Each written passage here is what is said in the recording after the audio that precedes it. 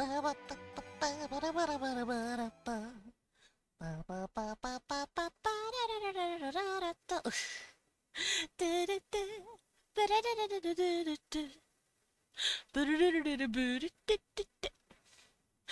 Marmville. We're not playing Marmville. It is Wednesday. It it is Wednesday, my dudes. No, I guess I didn't fucking change it. I tried. It did not like that I tried. But yeah, no, we're doing world buildies. No Marvel. I was wondering why you couldn't hear the music. It was muted. Thank you for the pet and the sip, my boo boo. Yeah, no Marvel. Not today. Maybe tomorrow. World Windy. Windy. Yeah, it's World Windy. Oh. Hi. Do you like my outfit? Also, thank you for the big pet, Loros. Clean up that world. Yeah, we're gonna clean up the world. I'm not gonna clean up the world. I'm going to fail. Okay, but yeah, we're gonna do some World Buildies Wednesdays. I've been pulling up some references, and I have a couple of tabs open for me. I just have to remember what the fuck I was talking about 2 weeks ago, I believe? Because we didn't do it last week. Last week I was helping Weewon with cookies, and also just visiting family.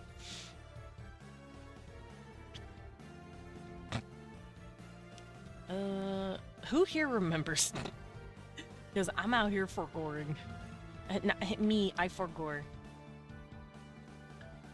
Probably alien peepees. You're so fucking right. You right as fuck. That sounds like me. Also, I recall... Let's see, where is it? Here it is. So the way Google Docs works now, it actually has something called document tabs, and if you have those tabs, you can click back and forth between them. I'm gonna use that to make my playbook, because it's really fucking cool.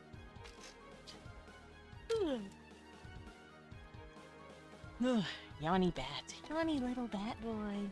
That's me. Also, I'm going to be speaking a little gentle for now. Did you see what it is in VC? I did not. I am adjusting everything. Also, Dread, grass on first. I didn't see you yet. Hi, me. Thank you, Laris. Yes, I did yawn. Ooh, there we go.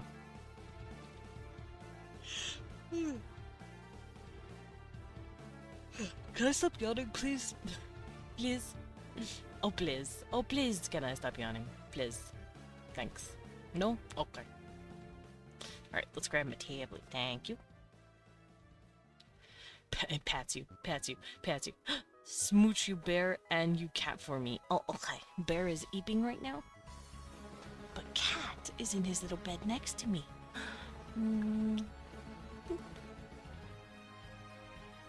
You got a kiss, little one. I will give Wee one kiss when he is awakened. I don't want to disturb him. Alright, so let me go and gather up the materials that I need for these creatures. Here we go. I almost opened up a folder that you should not see. Posted that in for your Wee1 Desmond Core. Let me, I'm booting everything up. Give me a sec. VC chat, there we go.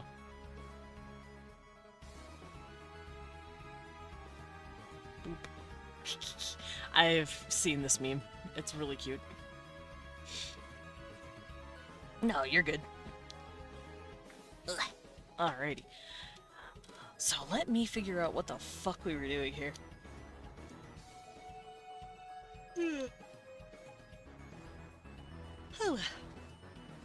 And I have been thinking about my gobles, my little creatures here, because I might change a little bit on how their eyes work. But for the most part, I like everything that I've made. So this is what I have down so far for ELDRIG in space, and in a way this is helping me figure out how normal ELDRIG is going to work as well. That music's a little loud. Let me turn that down for you guys. let me boop that down for you. There you go. So now it's not blasting your eardrums out. Teehee. It's just Castlevania music, but I don't need it being so egregious in my ears. But yeah, doing this is going to help me figure out how to actually work it into a medieval setting as well.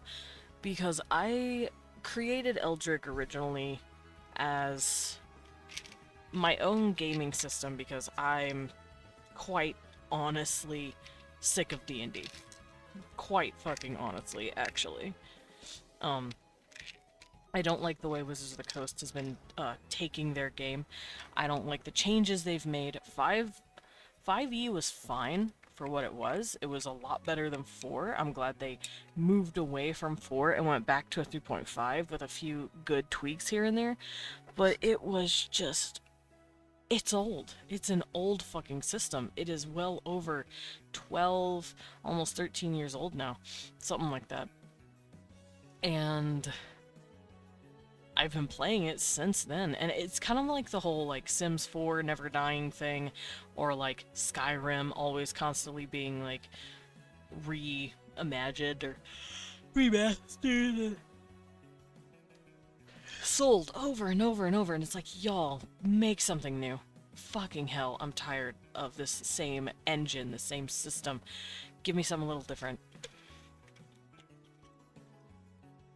Also, I'm gonna take a peel real quick. Med check. But yeah, for me, 5e is... It does that same thing where I'm like, please, dog. Skyrim Repissed Edition. Yeah, see? To me, that's what 5e is. It's overstayed its welcome, and I would like something new. Thank you. Now, I stopped working on my original ELDRIG stuff because, if I'm being honest, I'm not really satisfied with the direction it's going in its current setting, in its fantasy setting, and honestly, I think it has something to do with the fact that I prefer Vandals. I prefer the way that is run in a medieval setting. So, putting this in a space fantasy setting is making my brain be able to process everything a lot better. Because I'm playing with completely new races, not like fantasy staple races like elves and dwarves. Now, I kinda still have elves and dwarves in my space fantasy. Can I stop yawning, please? I'm not even tired. I'm a little tired. I'm a tiny bit tired. But yeah, it still technically has like elves, quote unquote, and dwarves, quote unquote. But they're completely different species, and they're from different planets. And if you have different planets, for some reason, my brain really likes planets more than I do one planet with multiple races for me, and I don't know why. I think what I'm gonna have to do is do some more research on shit. Oh, Pinguina! Who are you? Guess it's time for me to make Timu Vandal. Oh no! Pinguina, you are not new. I knew, I'm Dad. But yeah, I feel like I have more creative freedom in space because there's just so many more fucking planets. And I just love the idea of a, like, dystopian future space fantasy where you're working for Space Amazon and you're trying not to get killed. Aw, damn it, Pinguina. Damn it. Why'd you do... Damn it. You outlogicked me. How could you? But, yeah. I just really like the idea of Futurama with Eldritch horrors, knocking down your doors. I don't know why it's really funny to me. And these are the species that I've worked on. Well, I wouldn't say about half are inspired by, like, supposedly real aliens, that a lot of New Age, ufology, like, conspiracy theory stuff likes to, throw around, like the Gretas. It's gonna have the hummus, the big smalls, the small talls, oh hell, what's the the hummus, the humans. The big smalls and the small talls, hell yeah. But yeah, so that's kind of what I'm doing here. And my quote-unquote elves are just the Syrians, these guys. And I've tried to make sure each race has their own unique situation going on, because each planet and each civilization has had to deal with some bullshit, to put things lightly. Usually of their own doing, sometimes from another race, but usually it's their own fucking fault why stuff is breaking. And that's what I did here. I wrote down everything that is happening. Ow,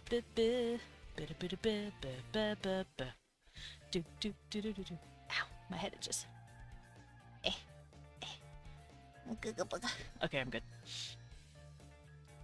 But yeah, that's what I wanted to do here. So each race has its own themes and has its own flavor, so that if people want to play a certain creature, I hope I've covered all of it. So just to cover real quick what all I have made, and I'm going to do it in here to help with that. Boop. As you can see here, this is like the list, the overall list of the creatures that I've made. And like I said, about half of them are things that I've personally created myself. Because I make a lot of aliens and monsters, and I enjoy it. It's a lot of fun creating creatures. And these are creatures that you would not find in a fantasy setting, so hence why I'm like, fuck it, space. So I'm also going to bring this in here. So this is what I made last time. These are like the themes of the creatures. Okay, but which one's most like the Slobanese? What are the Slobanese? Lillian? Lillian, explain yourself. What is that? Do I have to Google this? I don't want to Google this. It sounds gross.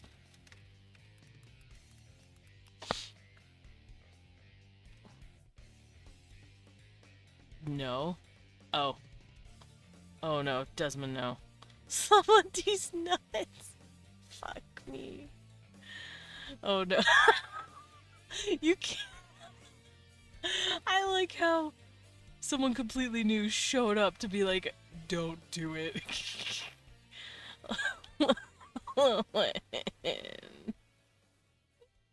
Lilith, you know I'm a gullible dumbass. Why'd you do this to me?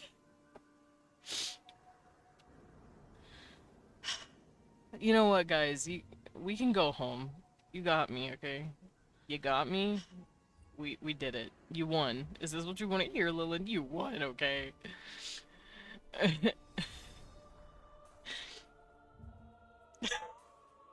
As we get a new monocle, you can see that from a mile away. I can't. I wish that was a bit. I wish I had fallen in that on purpose just to give Lillian, you know, the satisfaction. But I didn't. I am that stupid. Lillian on evil mode today. Not even echolocation can save it. And being fucking bullied. Y'all, I ain't smart, and you know this. I'm sorry I chose violence today. You really did. Anyway, what the fuck was I talking about? Right, this shit. So, we're gonna cover this real quick, and then I'm going to continue working on stuff today, because I want to start getting something written down. Yeah, I gotta fix my hair. It's okay, you're so pretty. Fight me. Fight me, you little pink bitch. You know what? I'm gonna comfort myself with juice. Juice is yummy. Alright, so, the humanoid creatures, by the way, this takes place in the 2400s for Earth, so about, you know, 400 years in the future, give or take. I see the V in the name stands for Lillian Violence Damon. Yeah. That V stands for vicious. But yeah, these are the 5 humanoid, quote-unquote humanoid races, and the reason it's called humanoids is because they're more human-looking than animal.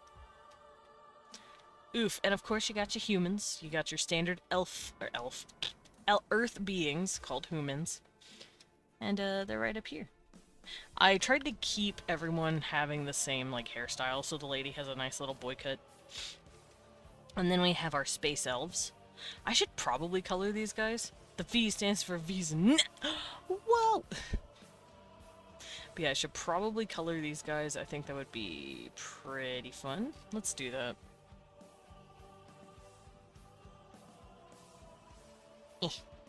Who's V? Yes. Alrighty. I'm gonna give them maybe this kind of color.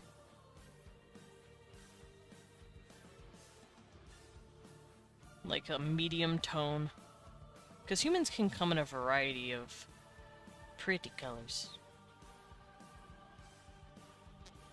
Maybe I'll make it a little darker.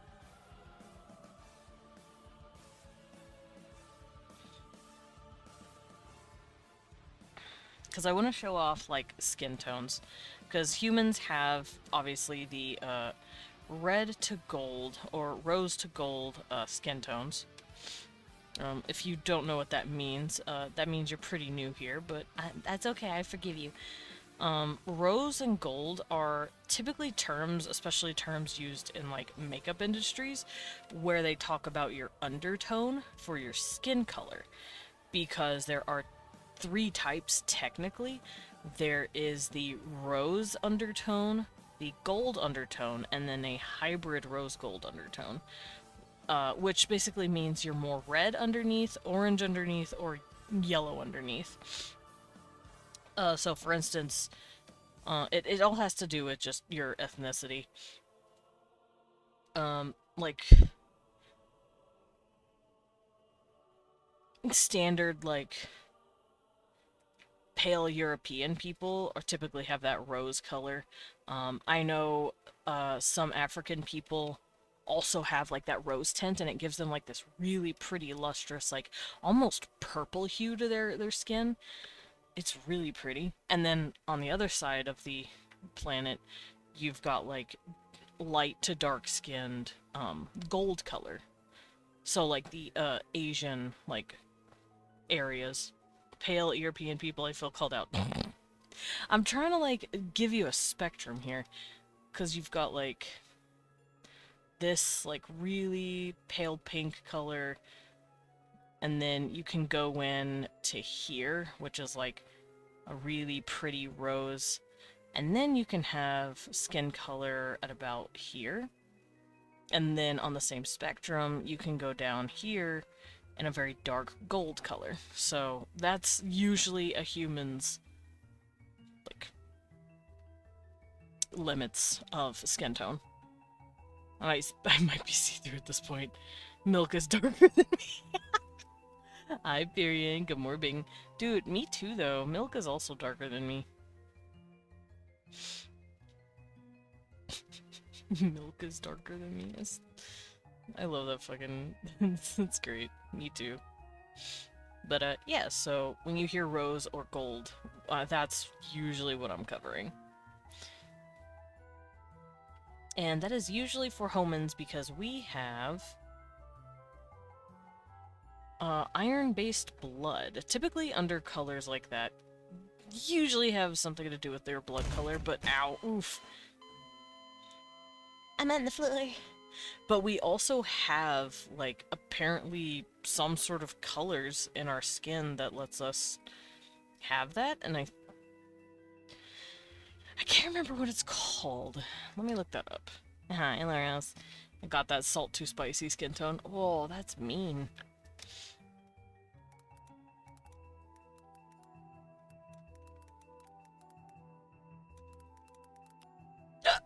Oh, no, I don't care about why we're darker or lighter. I want to know why we're red to yellow.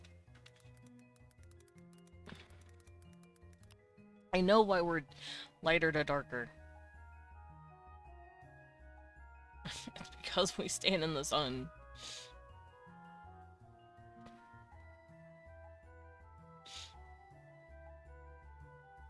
This is hard. This is hard to Google.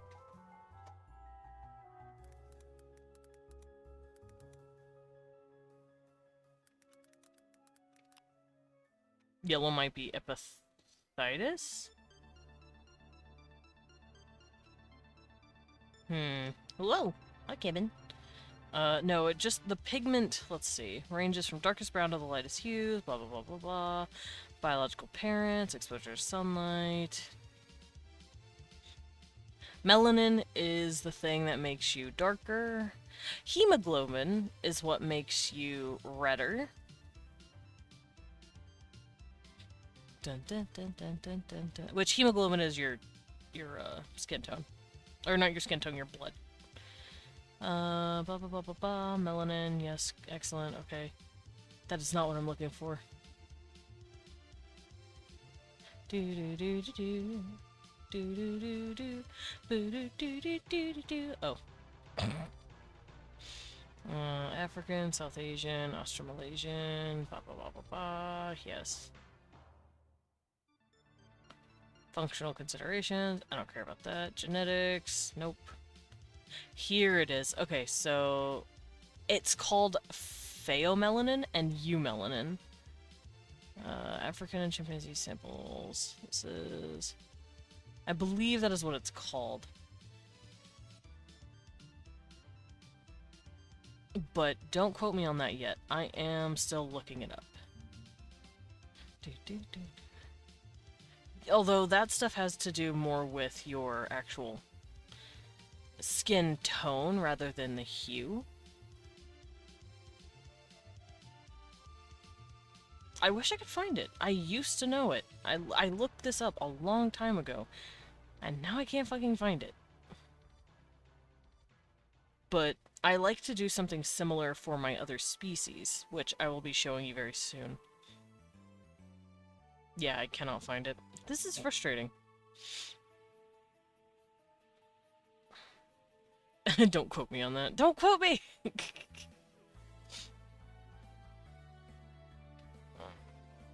Me no want to be quoted.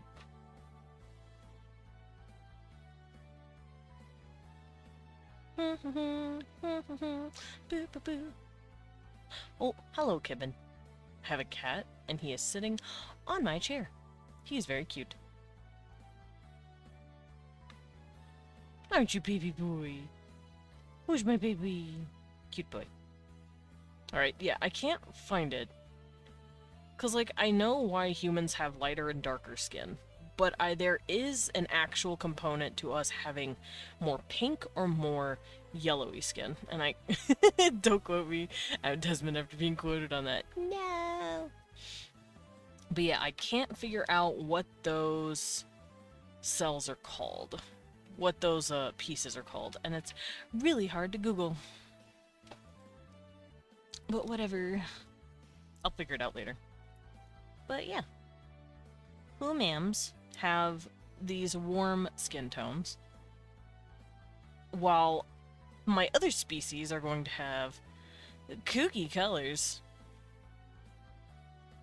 And I'll show you that in just a second.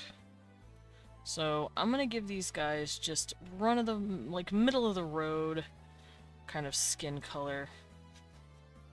Get that orangey. See, this is more gold, as you can see, and then if we move it in here, this is more red. Here, I'll actually do that. I'll bring this guy into a more red, lighter skin tone, and I'll have her be more dark gold. See? Pretty. I don't know what eye color to give this guy. Maybe green. Green would be pretty.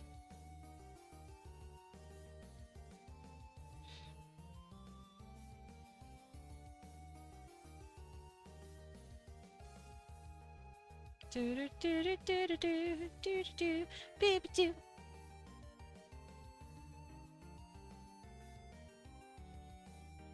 Okay, I'll give him a very pretty, like, warm brown hair.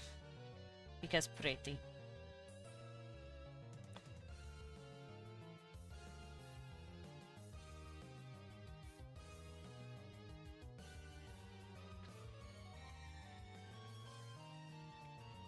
Also, I do want to make my race intro stuff as a talking robot. It would be really fun. I've already covered that, though. Her name is Sarah, and I love her.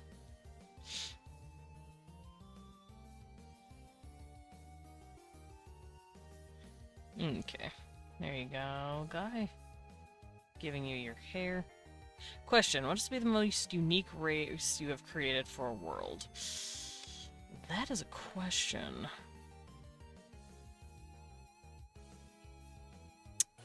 I'm gonna have to think on that, because I like most of my races. If I'm being honest, these are some of the unique creatures that I've made. If I'm being honest, maybe the Taramians? Or the Kobesh. The Kobesh are also really fun. I like the Taramians because they have the, like, head crest on the top of their noggin. The Kobesh are also really fun. Then again, there's also the Underlings. The Underlings are also really fun. Although they're more like budget Twilight.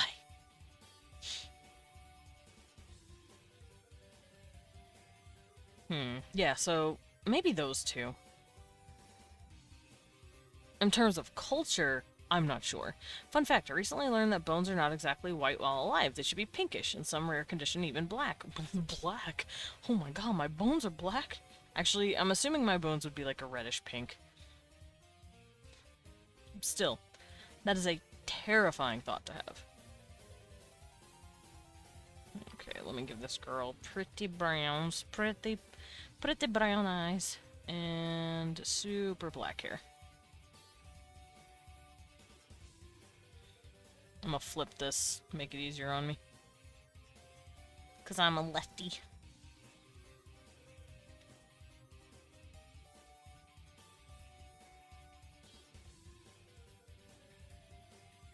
Goth bones! Dude, I would love if my bones were goth. That'd be sick as hell. My bones are allowed to be black. I want to be goth. Yeah, inside and out. Thanks. Black is basically a pigment byproduct of some condition that causes us to dye bones. That sounds fucking cool. But also a little scary. I don't want to, like, have a condition. Alrighty. So, remember when I said I like my creatures to have some sort of not sentiment, but like sense of colors. So humans are like this pink to dark pink, and then they go into like a gold to a dark gold right here.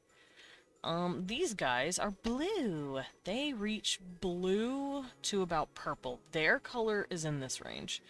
So they would have this like cyan skin color, so here would be a pretty good example of that. Then it would go dark, and then we'd go into the purples, like about here. So it would be this color, and then it would go down to this color. So this dude is gonna be a powdery blue. Ow. Black is basically a pigment. Yeah. Have you ever considered that, like, aren't there chicken bones that are blackish? Are there?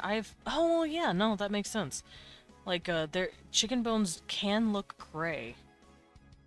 You are right about that, Loros. I have seen that.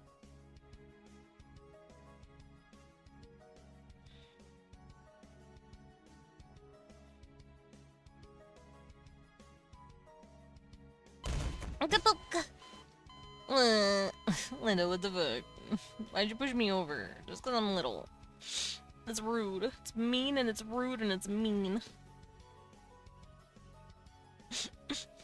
Okay, I've got this guy. Now let's color in this girl.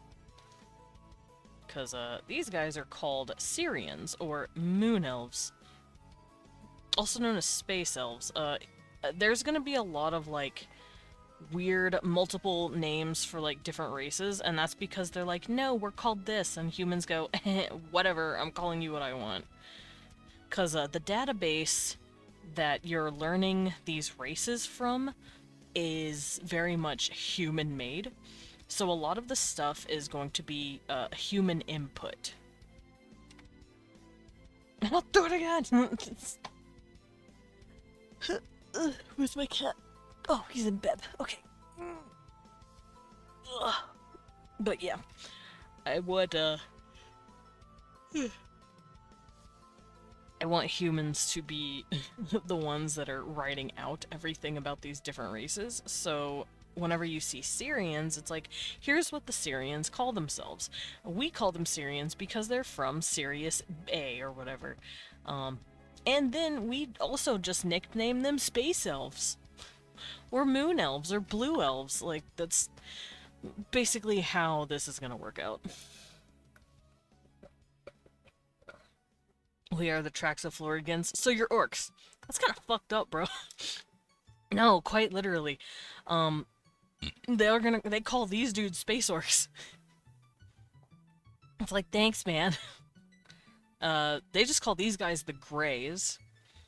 And then they call these dudes just little space, what are they called? Space goblins? They just call them goblins. They're like, look at these little goblin fucks.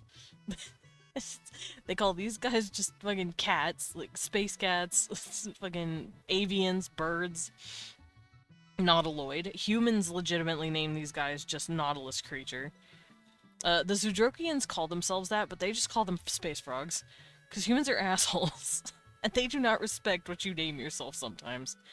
Tauramians. I love my Tauramians. They make me so happy. Literally just told her name, but okay, Space Morgaxi. Yeah. What's a bird? I only know burb. Yeah, it's burbs. Look at the bird. Pretty birds. Drakarians call themselves that, but humans will just straight up call them dragons. They're like, you're dragon people.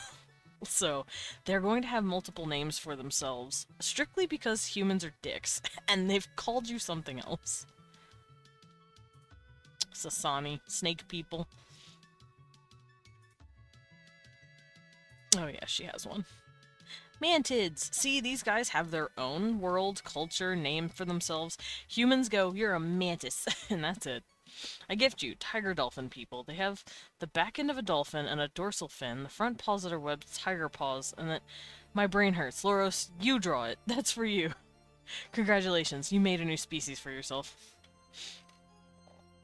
Alright, I'm gonna give this dude some his powdery white hair, because they have white-ish to blackish hair. They don't really have, like, much color in their hair, but it'll always be somewhat bluish to purplish, like, undertoned.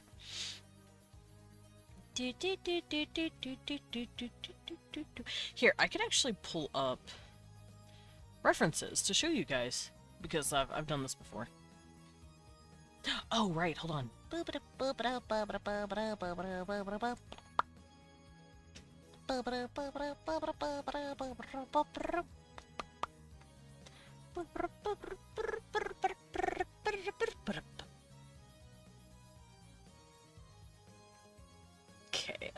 that's right, I was drawing, creatures. Give me a second. I was drawing this on Picardo, and I want to make sure everyone's wearing their underwear. Thanks.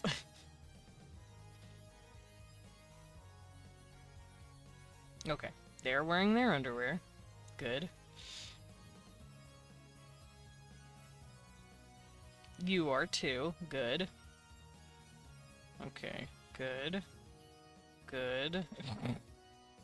Oh, see? See? Not everyone's wearing their underwear. That's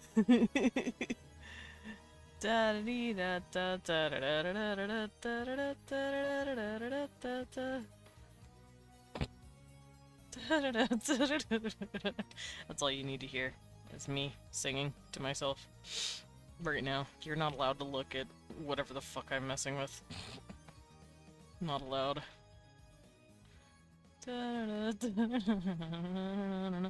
Gotta make sure these people are covered up because Twitch will yell at me.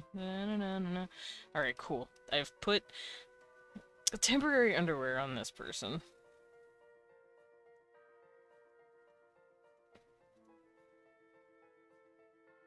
Okay. Okay, we're good. We're good now. I'm coming back. Penis! Yeah, no, we're not allowed to see penis on Twitch, sorry. Hi, Cookie. I know, boo! Underwear, boo! He's pulling his cock out! No, the cocks are gone now. It was just the one. It was just the one creature. But yeah, I've been doing this. So I have my humans here, which is what I drew up here. Where is it? Here you go. These guys, these standard motherfuckers. I'm gonna do this. Make it easier.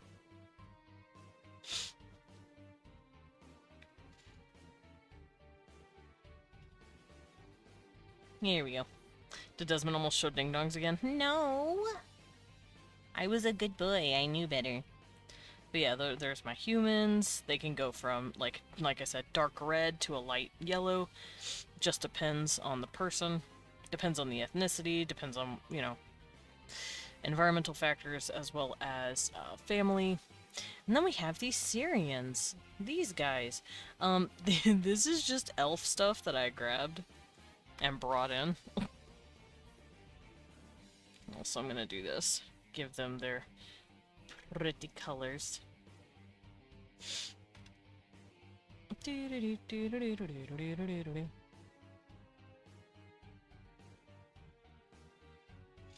When the waiter won't bring the side of penis I paid extra for. No, no pingus. This is Twitch. Twitch will yell at me if I showed the pingus. Or, God forbid, a nipple. Yes, I am still mad about that. I will never not be mad about the fact that I can't have artistic nudity, because my own community twofold fucking ruined it for me. The artist side and the fucking VTuber side. They all just worked together to conspire against me and me alone.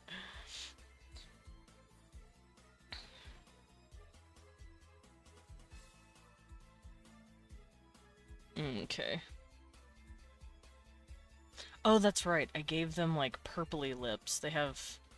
They also have red, blood. Just like us, they have hemoglobin.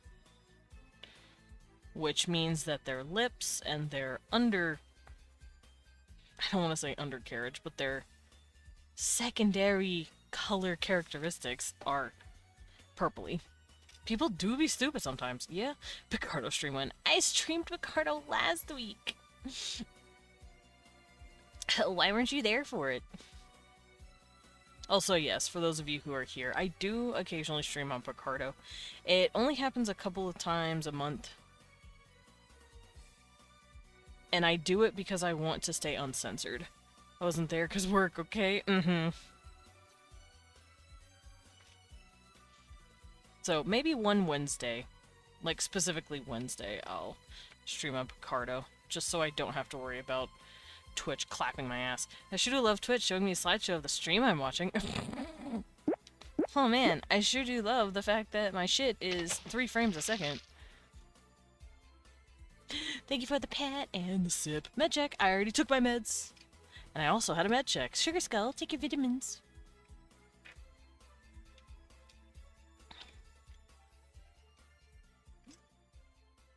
Whew, yummy water.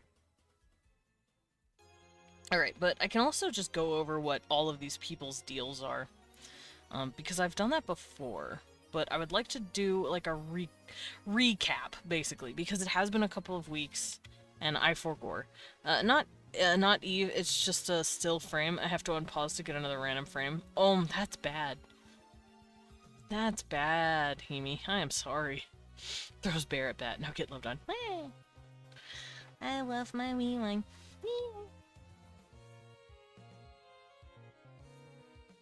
Do Zetas count?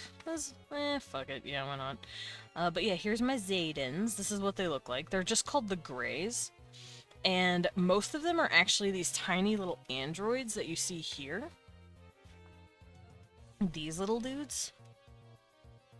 And that is because the actual Zedan Greys can't really interact much. I'd like to think that they have a pretty weak immune system, because look at them. Not to mention, it's probably pretty difficult for them to work on Earth's gravity because of how tall and spindly they are.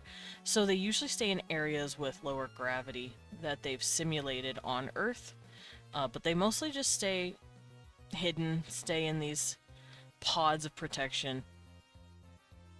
So when I say each one of these guys has some sort of deal, humans, for instance, I consider them innovative, adaptive, and they have willpower. Fix the self. Nice. So humans are my persistent little cockroaches of the galactic arm. And when I say the galactic arm, I'm talking about the Orion arm specifically. Orion is the name of the galactic arm that we are currently in. Because as you know, our galaxy is a spiral galaxy, and it has about like 6 arms, I think. We are in the Orion spot of the arm. So when I say galactic arm, that's what I'm talking about. I'm talking about the Orion arm. Grays when I introduce one pollen molecule to their enclosure. One pollen molecule. Blech.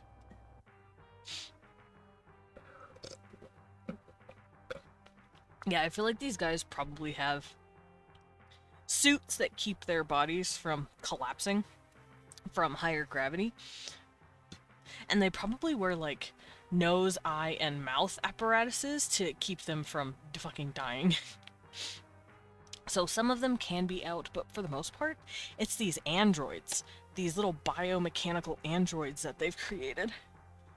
Ugh, 'cause, fun fact, that's actually what a lot of, like, UFO, alien conspiracy theorists believe gray aliens to be. They think they're androids. I introduced one Lilin into their heat cycles. Whoa, their heat cycles! Whoa! What? I am cold. Give me a second. Okay, I'm in my blanket. But yeah, humans, nuts. Crackheads. I love them. They can just slap a piece of duct tape onto something that's making a weird noise and fix it. Like, that's kind of what I want humans to be able to do. So I wrote down for humans, cockroaches of the galactic arm. Get anywhere with willpower. Pack bond with anything. Yeah, they'll pack bond with you. It don't matter. If you're a rock with googly eyes, they'll pack bond. Because that's what we are. Crackhead engineers can cannibalize tech, aka they can take technology from any species, tinker with it, and figure out how it works, and then actually introduce it to their own, and this sort of fucked up hybrid. Gray androids when I introduce one neodymium magnet to their casing. They're biomechanical, so they're mostly... I don't think magnets would do anything to them. Sorry, Lilin. And then here, expanding and exploring, so they have a fuck ton of colonies. Now the Syrians, these babies, these little blue babies, I wanted them to be genetic wonders, what I wrote down, preservation and survival.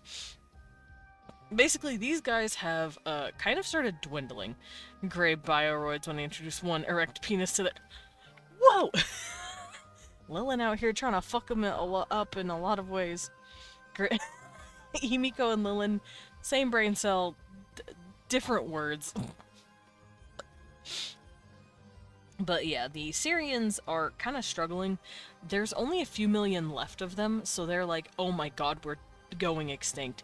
And they've been doing genetic programs to keep themselves the fuck alive. And they've been making a lot of, like, human-Syrian hybrids, and then hoping that those hybrids breed back in as full Syrians later, a la the Liger. So they're like, oh, I don't want to be dead, actually. And they're just fucking around with their genetics right now. So you'll see a lot of Syrians on Earth.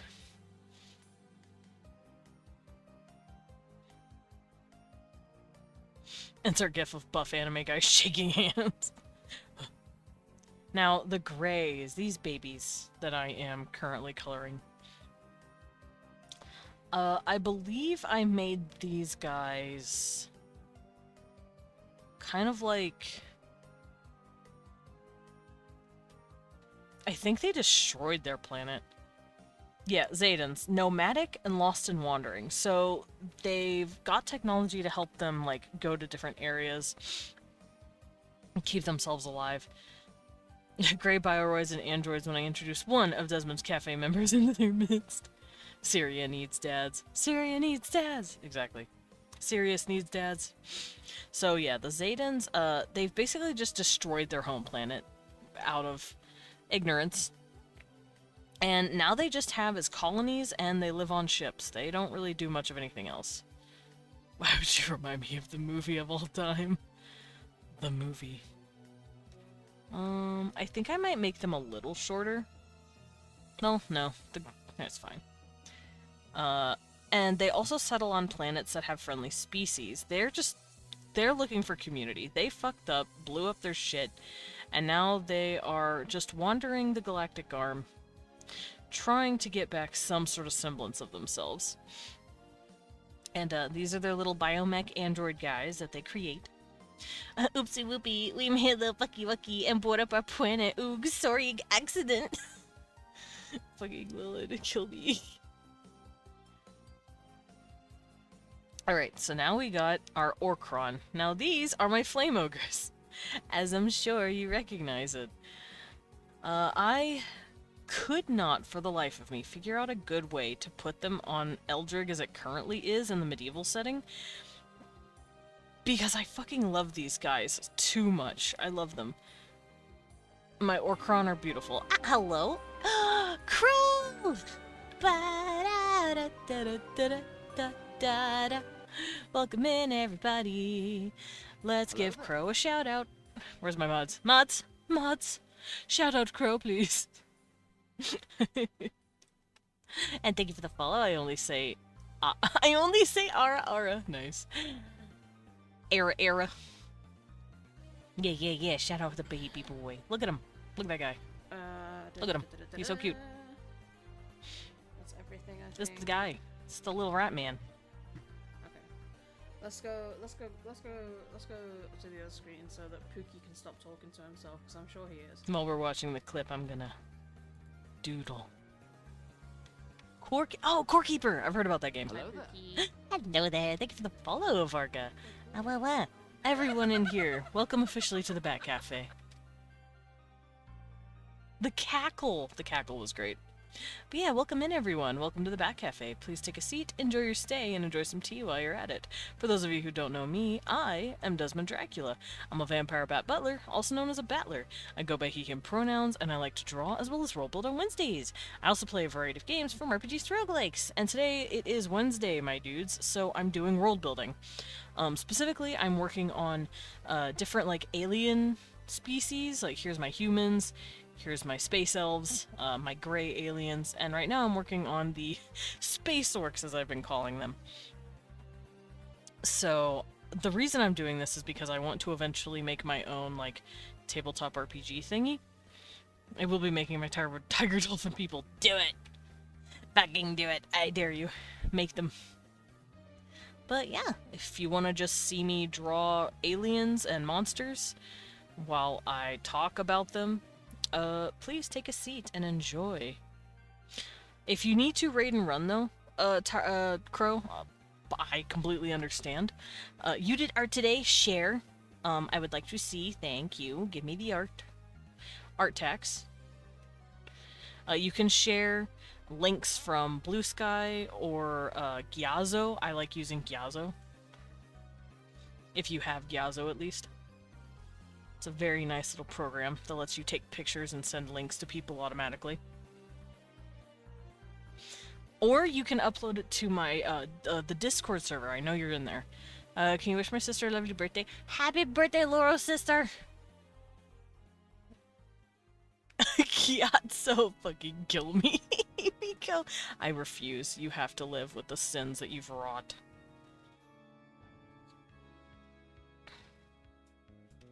There we go. Alright, so Orcron, literally just my flame ogres. There's the different colors as well, like the frost ogres and the moss, I think are called them, moss ogres. But they're all called Orcron in this world. You give, oh my god, so cute! And appropriate. It's got the little teeth and the horns, like what I got right now. Look at the baby! Look at the baby. Y'all aren't looking at the baby. You better be looking at the baby.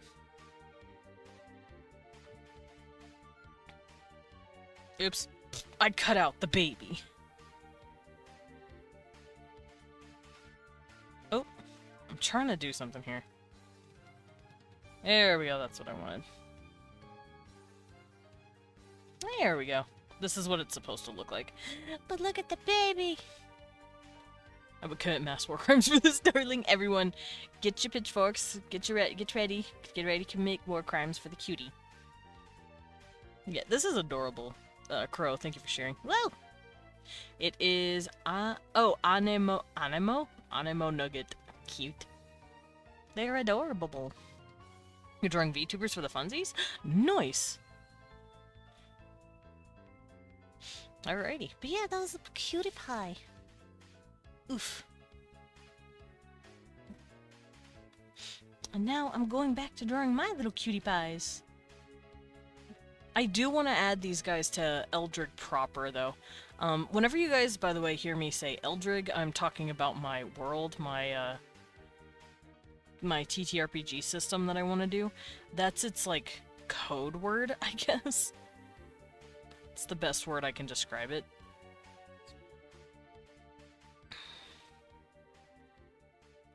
Oh no, I clicked the wrong fucking thing. You'll be dipping for now because I'm a little tired. But have a good stream, love you. Thank you, Crow. Have a good sleepies. And thank you once again for the raid. Please have good nap. Ugh.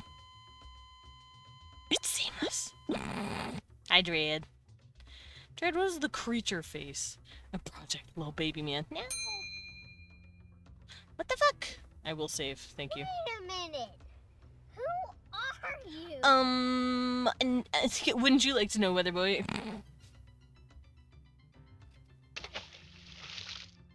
What the fuck?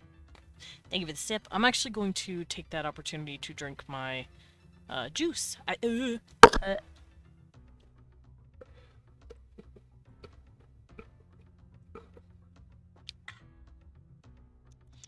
Juice. Alright, let me save. There we go. Thank you, Dread. Yeah, Dread said do everything, Bat.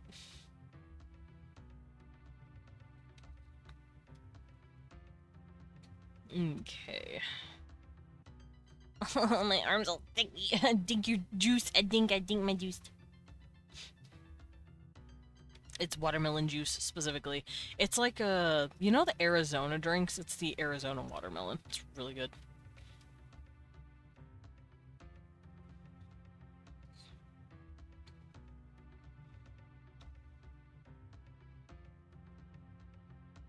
Me. Also, you guys should know who these dudes are, because I've already drawn them before. So you should know their basic... like, what they are on a basic level. And I really do want to add them to my medieval ELDRIG. ELDRIG Classic, as I should call it. But I don't know how, but I want to. You mean it's just watermelon flavored sugar drink? No hate, they are tasty. Yeah, it's good. I will always swear by Arizona.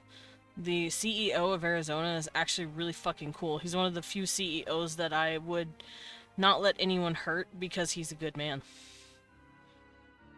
Because he's the guy who basically said, I'm not going to change the price of Arizona because we're already successful enough. We don't need to, like, go overboard with profits. And I'm like, yay! I love you, sir.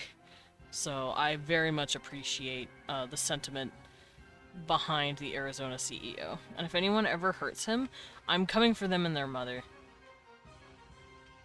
There we go. They're just too much. Oh, I like just feeling old. I just feel fucking old now because half the things I like can't eat anymore stomach because of meds. They're just too much. That's fair. I don't drink anything crazy anymore. I just have an occasional Arizona whenever I'm feeling like sweetish. Whenever I'm wanting some sweets. And then I just call it a day. And even then, it's not like I'm drinking an entire can of it. I'm drinking like half a cup. I don't even fill up a full cup. I do half a cup. Him and the Costco guy for keeping food court reasonable. Exactly. You're Swedish? No, I'm not Swedish. Sweetish. You know, like the sweets. Whenever I'm feeling peckish for some yummy sugar. I'll go grab me a Arizona drink. But then I only drink like half, the half a cup, because I don't want to fuck myself up. He's sweet dish. Sweet dish. Hee hee hee hee. Ba ba ba ba ba ba ba. My nose.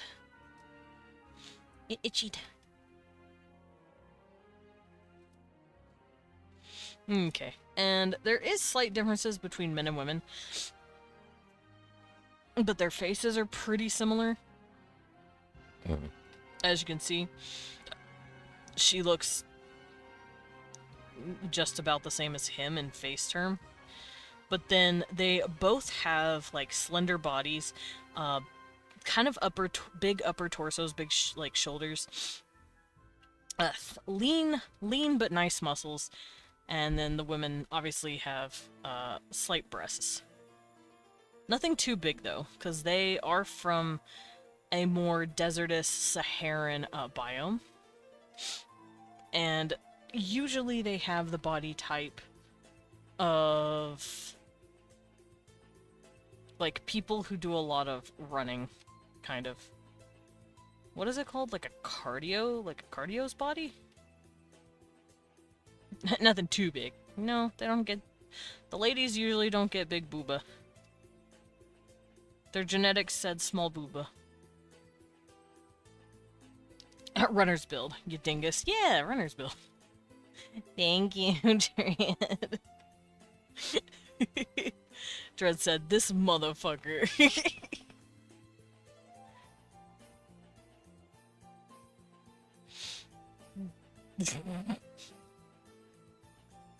Same woo and same. Y'all, not everyone has huge tits. The Zaydens don't have any tits, unless they're pregnant, because they are hermaphroditic. They are neither gender / both genders. Most of them, at least. And they don't have boobs, unless they are gestating. Unless they're having babies. And then their boobs go back down. Fucking ding-dong. Talking about unwrapping his banana and cardio builds. Hey, you knew what I meant. So who's the real ding-dong? Yeah, there you go. There's my Orcrin, my babies. And finally, the Gobelings. The Gobelings are also good. I drew them. There's the ones that I had to put underwear on. These are the ones that are thick and stacked, okay? These are the short stacks. Even the men are short stacks. The men have huge asses and slight boobs. I'm not allowed in Desmond's world building. Why not? I'm not titty phobic. It's just, realistically, not everyone has huge bahonkagoos. Okay, never mind, there I am. See, you gotta be patient. Just because some races don't have huge bazongas doesn't mean all of them don't. These guys do, though. And they are thousands of years of stable genetic connection of my underlings and my gobles. This would be what they would look like if they hybridized. And in this setting, they've hybridized to the point where they are now their own species. That's not to say that underlings don't exist. And I'd like to think I would add underlings in just as some sort of quote-unquote elite race of the Gobelings. They wouldn't be called Gobelings, though. They would still be called underlings. And they would be considered the genetic predecessor of these guys.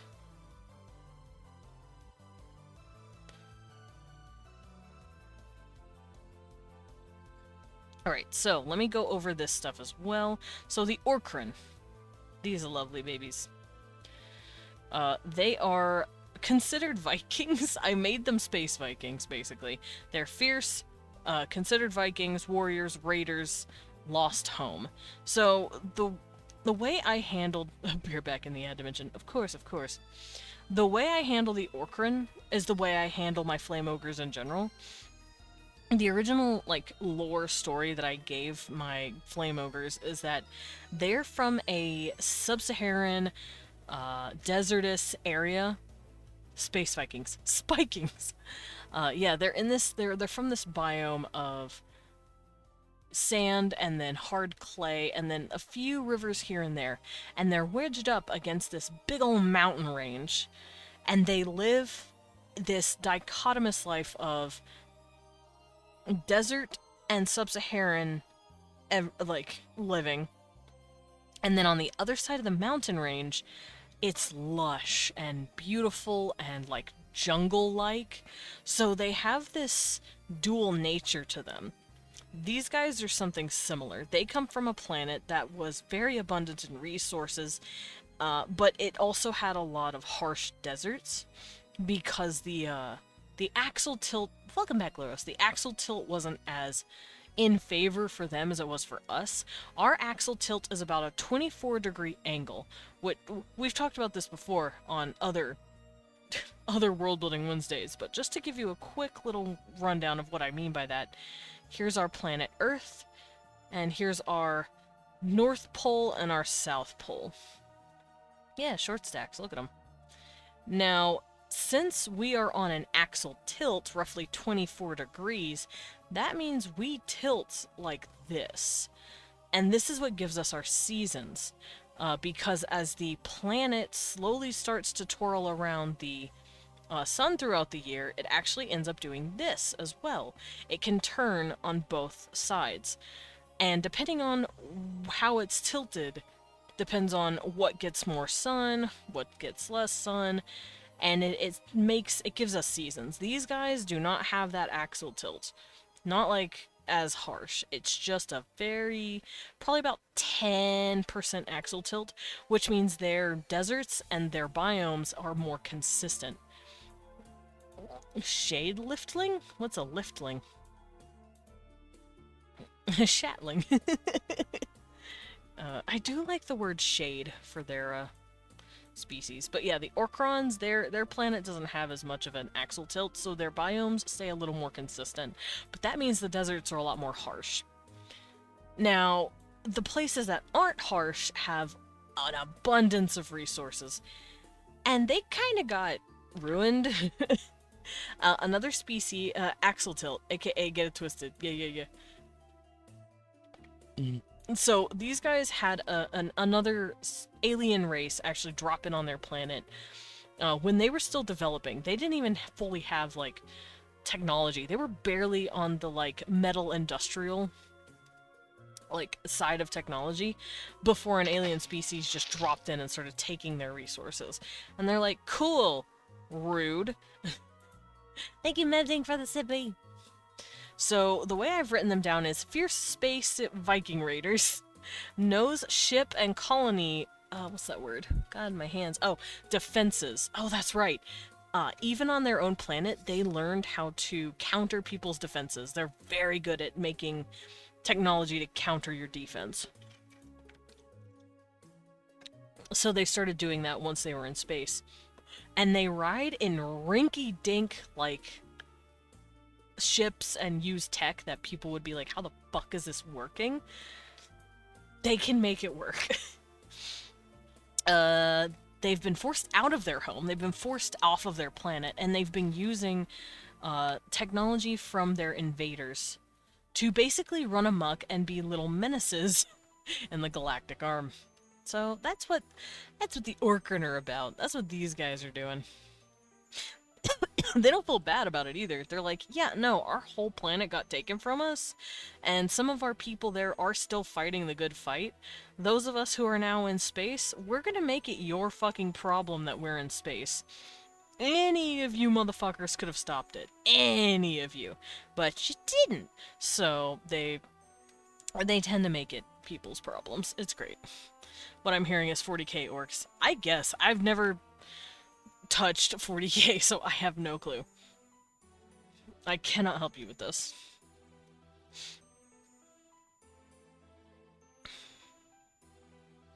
Also, I thought 40k orcs were made by some sort of god thing, and they, like, have faith or whatever, and then they, like, if they all believe in the same thing, then it, like, becomes real. Desmond, when are you gonna let me yell at you about 40k? when you start streaming again. Teehee. Let me out of the box! Start stream it, and let me sit there with you. Teach me. Teach me Warhammer 40k on your stream. I would love that. Thanks. Also, when you gonna have me on and let me yell about Vandal what we won?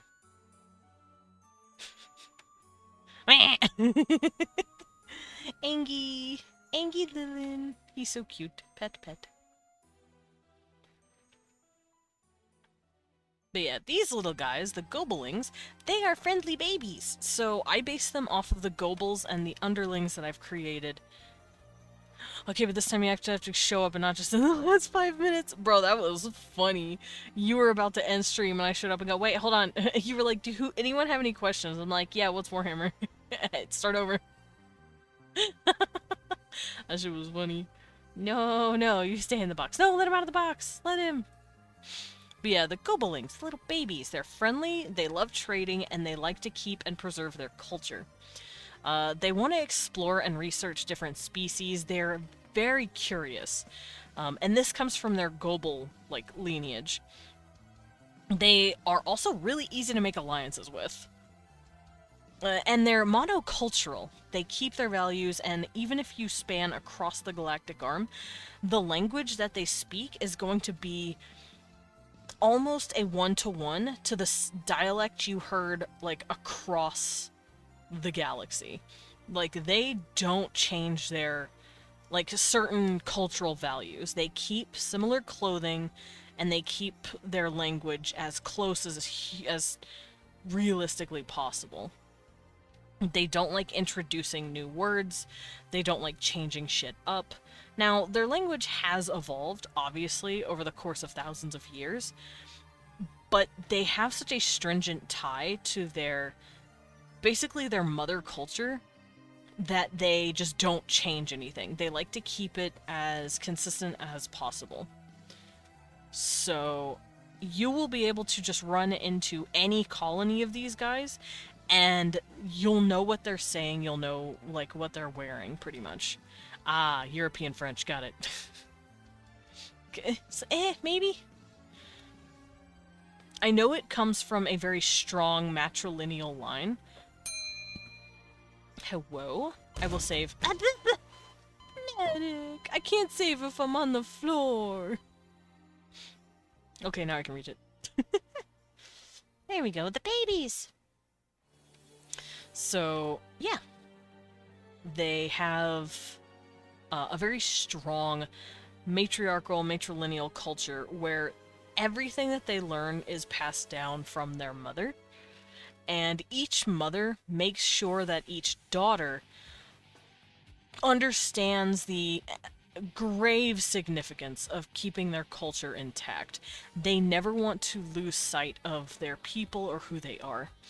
So, oh, almost dropped my pen. So that's what's going on with these guys.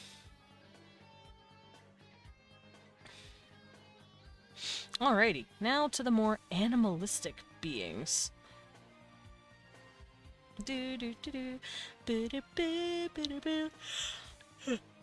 Proxians!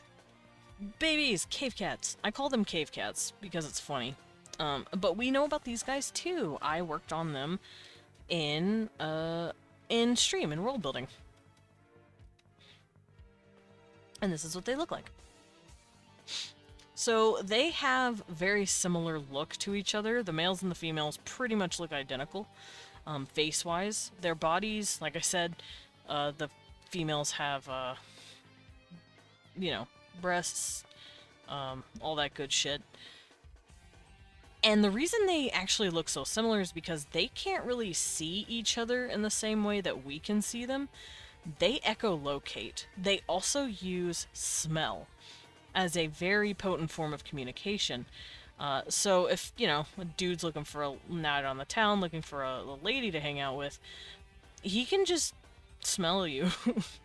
He'll know what they are based on pheromones, so. They usually have pretty similar looks. Same thing with clothes. So most people can't really tell them apart unless they're listening to them or that they see their bodies and are like, okay, that one has booba, so that one must be the lady. And even then, sometimes the ladies are kind of muscular and have smaller boobs, so some people are just like, I can't tell. I give up.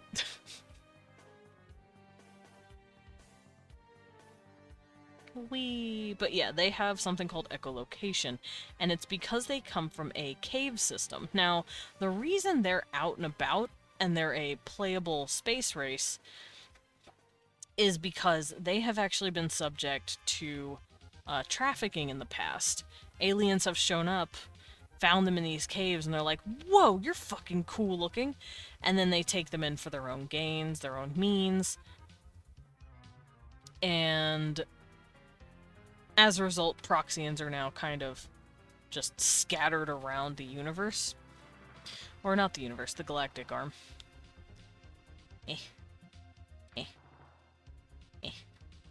And they'd be like, eek, eek, eek, eek, eek.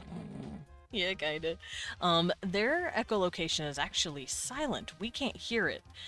They can hear it, but not in the way you would think other creatures hear. They can't physically hear the sound, but they can pick up on the waves, if that makes sense.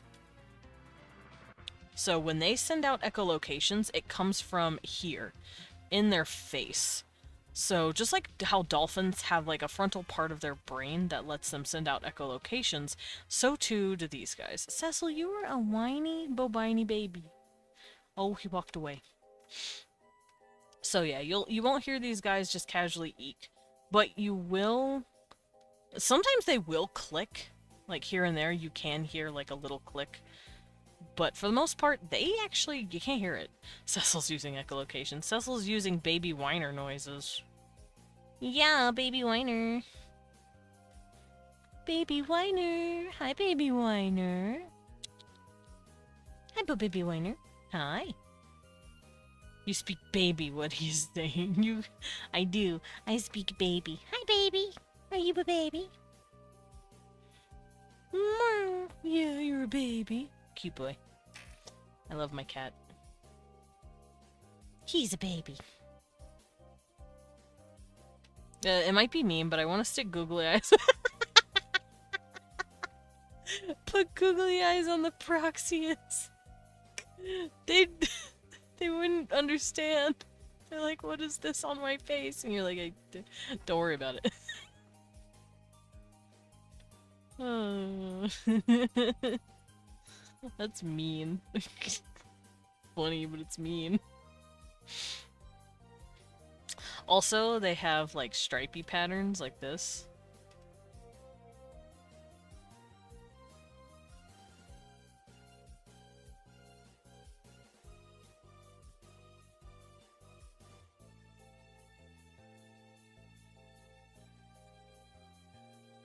And this has to do with just camouflage. Much like how the cuttlefish is blind to its own camouflage, so too are these guys. It's just evolution passively giving them a, hey dude, here you go, now predators can't see you. Because, you know, back when you're a developing species, if a predator can't eat you, you can pass on your genes. And if you pass on your genes, then more than likely those genes are the reason you fucking survived in the first place. So, a lot of them have these pretty cave, like, colored skin tones, usually gravel and stone and grays. But then they also have black hair and dark stripes. It's like Child gets scared of them, so stick googly eyes so now Child not scared. I'm assuming this is like a, oh my god, Cecil. Hey, you chill out. He decided to leap off of my chair onto Leon's desk, and it scared me. And he moved me around. Wow, that's fucking animated titty. Lilin, I think Lilin was waiting for that package, actually. His table's over there. You'll find him. He's got the really big... Oh, it was Zam! Shit! Oh, it was... No, see, it was Lilin. Okay, so, you should have 2 orders. At least 2.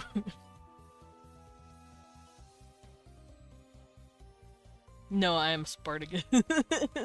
Also, Himiko might have ordered some. I don't know, man. There was a lot of anime titty ordering earlier. Medic, you're cute. How about that? Bro, are there 10 boxes in here?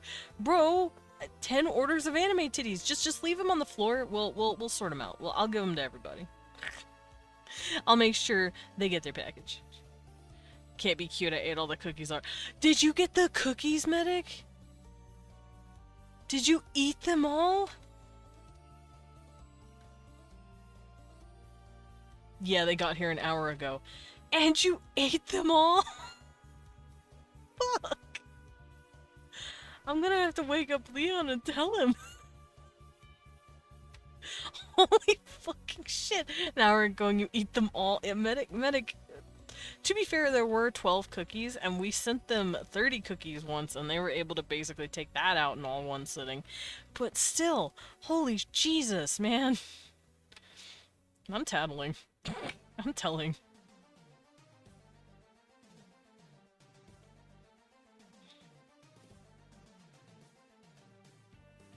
And it's cute, because Salem and Lillian are like, no, I'm pacing myself. I'm trying to be good, even though Salem's eaten like fucking 5 right now. Lillian's probably the most controlled, and the medic is just home. I like Leon cookies. They're good. Even if I can have that skill of eat that in one sitting, even though I didn't get any Leon cookies, so I don't know. Yeah. Not everyone is going to get Weewon cookies, and that is because shipping cost is expensive. If we could just warp it to you for free, we'd be sending out like hundreds of cookies to like dozens of people. But we don't. I don't have that kind of portal technology yet, so. But if I ever did come across that technology, I would be using it to send cookies to people.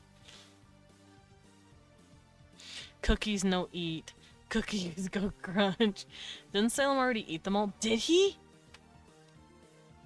Did he eat them all? I don't know. I know last I heard, yesterday, he'd already eaten 3 or 4. So he could have very easily eaten them all. I know he also shared a couple with Kiwi, and that's adorable as fuck. So, I don't know the status.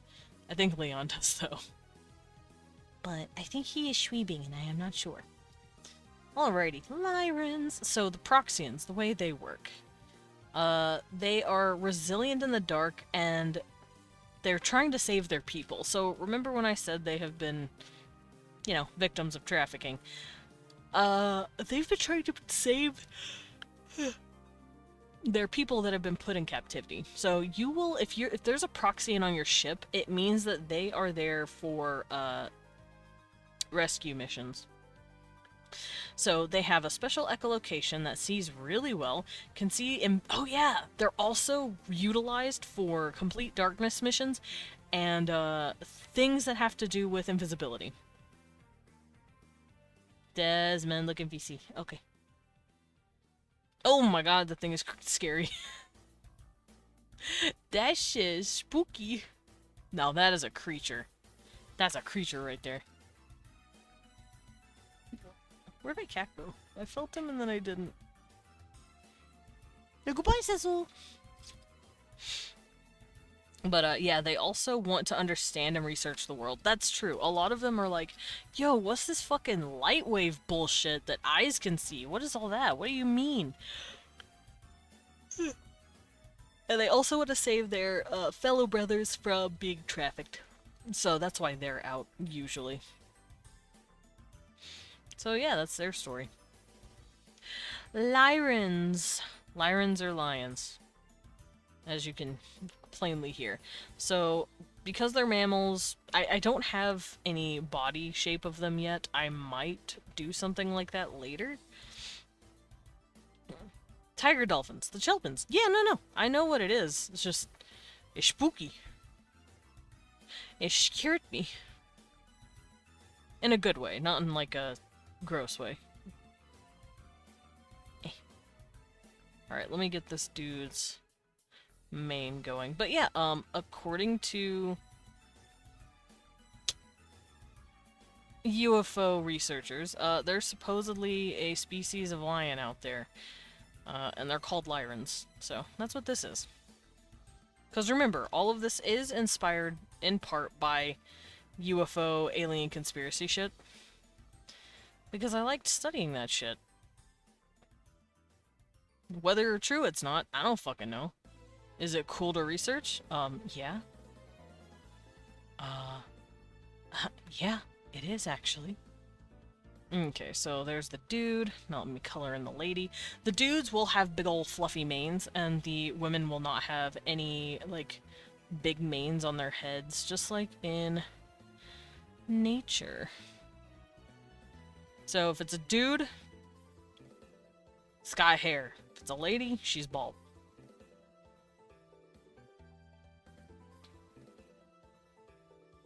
You'll know it's a girl. She has no hair. There we go. There we go. Weird. Sorry, but Lyrans are not safe for me. What? Don't hurt them.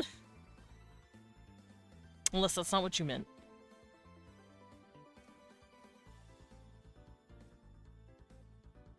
Unless you're being horny.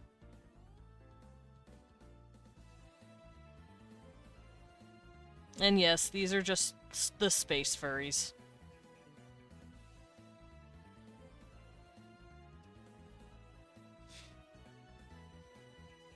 And they are very fluffy cat people. Oh, right. Yes, they do have crab faces. Yeah, I saw that. I was going to pull up something and I cannot remember where it is. Here it is.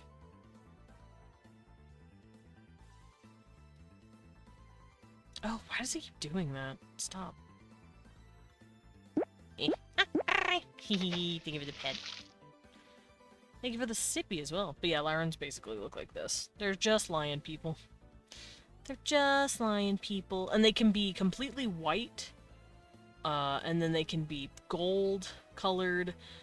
They can go into like dark orange colors. And then their manes can also be white to black.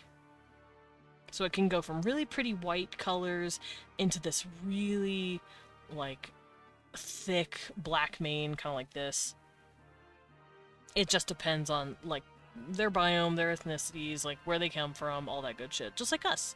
They can also have, like, super red colors. All just depends. Lion people. Leeple.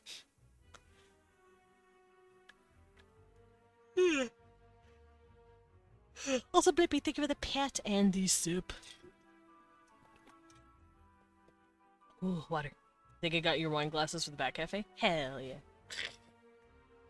Also, this is what a female would look like. So we got the females. Some of this is AI art, and it makes me very fucking sad. But that's because I basically just snatched it from Pinterest as quick references. They're nothing I'm going to use for anything other than just personal looking at when I'm drawing. But yeah, that is what they look like. They're just lion people.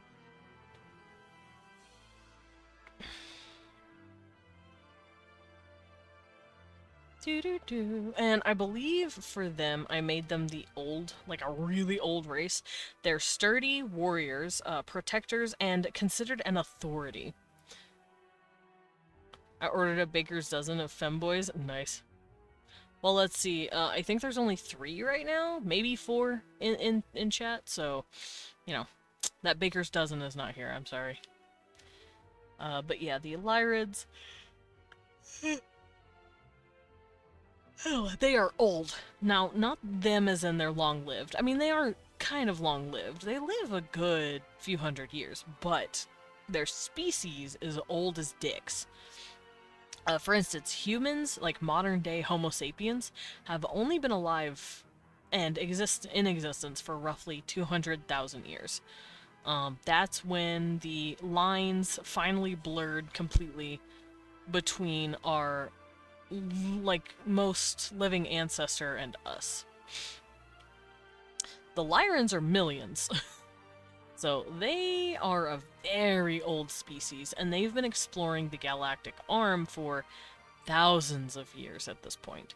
Yeah, sorry, Loros, the factory ran out of supplies to make them. Yeah, no more femboys, I'm sorry. We're a rare commodity.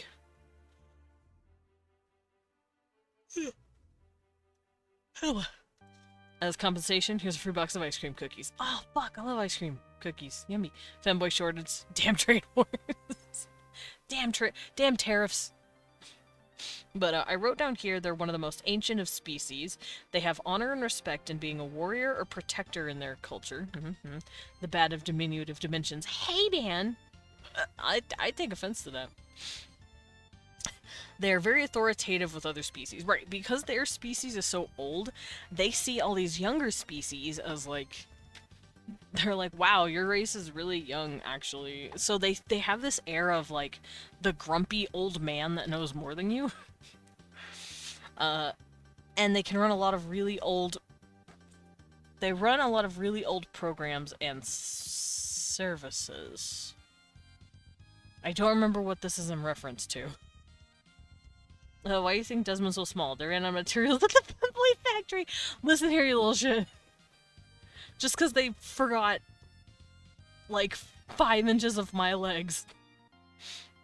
Listen here. I am actually very upset sometimes with how short I am. And the only reason I'm upset is because I can't reach the fucking shelves. I mean, yeah, sure, Leon reaches it for me and stuff, but, like, it's still embarrassing, and I have to, like, ask him, and, like... Or I have to get a step stool and, like, my little claw grippers so I can reach. It's embarrassing. Do do do do do do boo do do da da ba da ba ba da ba da ba ba ba. Let me give them their little kitty nose. But yeah, these guys have the air of not I'm better than you, but I know better than you, if that makes sense. That's like so embarrassing, girly pop. Just girly things, to quote Dread. Just femboy things, being too short to reach fucking anything. Okay, I'm gonna give these guys really bright, pretty yellow eyes. But yeah, they're just cats. They're just giant bipedal cats. And they're cute. And like I said, they're very much the stuffy old man in the corner, like, I know better than you. But not in, like, a pompous way, just in a straight up, yeah, no, I know better than you. And it's annoying to a lot of the races that have to, like, interact with these dudes. But they deal with it. Alright, next. The avians! They're pretty, they're birds. What's not to like about them? The bat employs a technique in which it makes itself look incredibly small and pathetic to gain attention from the bear. And look at his ass when he grabs shit for it. Bruh. Me. I'm at ass-looking height. Actually. I am actually at ass-looking height. Alright, my birds! So... The avians are, they basically look like this, kind of, which is what I sort of drew it on. Except I want the men to have, like, these really pretty head crests. And they can move these little head crests around. And the head crests are there to show, you know, that they're male. And they flutter them around to show off to females. And females do have, like, back feathers on their heads. But they don't really have the head crests like the men do. You're going to learn very quick. Also, no, sorry, but they don't have boobs. Avians, birds do not have the mammaries. These guys, they have boobs. These guys, no. Sorry. No booba. Annoying, but not in the I want to throttle you until you stop moving way. It's more like the... my dad's getting on to me for accidentally, like, starting a little fire in the woods, oopsie-doopsie style. That kind of, like, annoying, where it's like, I know you have thousands of years of experience over me. God, you know, it's like that. it's that, listen, when I was your age, and it's like, I don't fucking care. Like, that's the energy I want the Lyrans to give. Not really stuffy, but definitely, oh god, I get it. God, I didn't mean to start a galactic war, you know? They also do take on, like, authority. They like to make themselves... They like to police the galactic arm, if I'm being honest, because they see themselves as, like, the parent to all these unruly younger races that are unsure of what they're doing. So they're like, oh, we must show them how to be wise, and it's, you know, it's like that annoying wise old uncle. It's like, shut up, I don't care. Just because I started a galactic war doesn't mean you can yell at me. When I was your age, for someone thousands of years old is like, bro, don't bullshit me, you couldn't even remember what you ate for lunch yesterday. Yeah. But yeah, that's basically how I want Lyrans to be. Not really back in my day, but definitely, I was young once. Oh boy, my species, also didn't have access to portal technology once. Hoo boy, I hated when I had to travel only light years instead of instantaneously going where I wanted. You know, it's like, dude, you don't have to rub it in. I get it. Also, if you're gonna brag about it, fucking share, you know, like... That's kind of how I see them. Also, the avians! We're going to talk about them next. They're burbs. They're mediators, helpers, and they're very altruistic. The birds are very kind. They're a little older of a species as well. Their race has also been around in the game for about 500,000 years. I live with my grandparents, so when I get the back in my day speech, I let them finish the encounter with a, yeah, back in your day they practiced segregation, your point? God. Damn! Are there plant people? No. There are no plant people. Also, yeah, get 'em, Gil.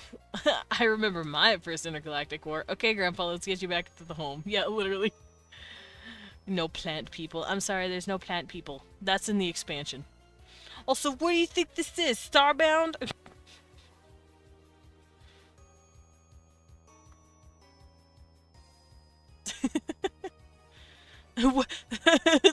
W that's in the DLC? Yeah.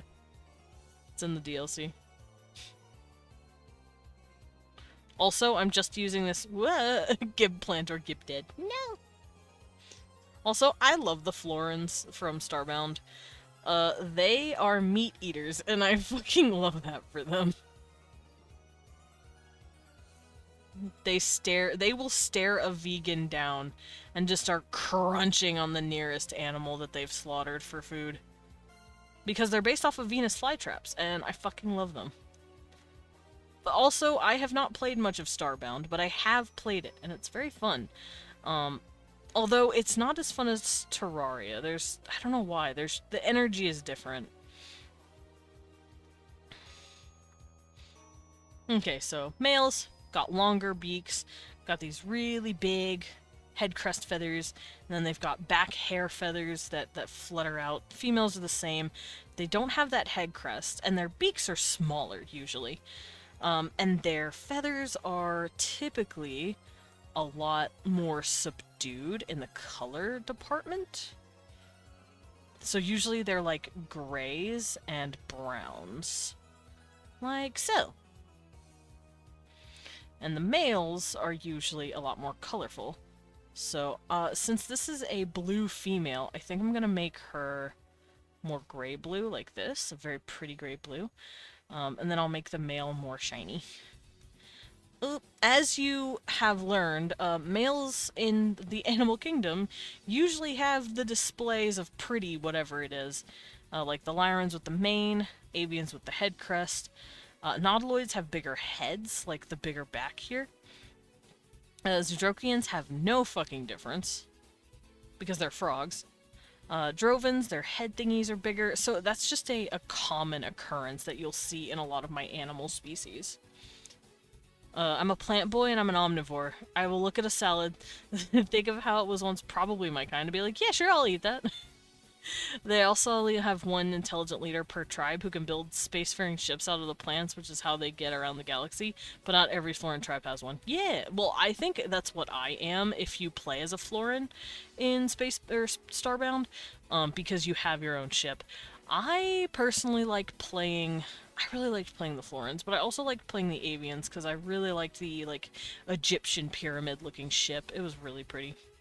As long as I get my bugs, I will accept this outcome. There are 4 bugs, Gil. There are 4 bugs. I have humanoids, which are up here. I have my 5 humanoid beings. And then I have my mammalian animal beings, kind of. Which I'm currently working on the burbs. So we'll cover the others in a moment. So the way the birds work, I did say that they're like kind and altruistic. They're mediators. They're the ones that you send during negotiations of bullshit to make sure shit goes correctly. Otherwise, you could get some really bad shit happening. So they're the ones that are the peacemakers and the peacekeepers. This is a pretty good example of what a female would look like. I wish I knew who drew this, because this one is not AI. Many bug! I accept lack of plant. Excellent. Not gonna lie, we need a bulletkin. What's a bulletkin? But yeah, I wrote down that they're altruistic and passive observers of the galactic arm. That's true. They don't really... they're like guidance counselors! Enter the gungeon. Oh! Okay, that makes sense. Yeah, they're kind of like the guidance counselors that sit behind the desk or mediate. They're like HR. They're the Galactic Arms HR department, pretty much. They like to mediate between species to keep the peace. They are very pretty and appreciate good aesthetic. Oh, that's true. They're like, they love being pretty. They will go out of their way to make people see their feathers too. They're like, look at me, I'm so pretty. Look at my feathers. They want you to know they are pretty. And they are. They are very pretty. It's one of the reasons why they can get away with like half the shit they do. Because they're just real pretty. Alright, let me go back to the species I was looking at. There we go.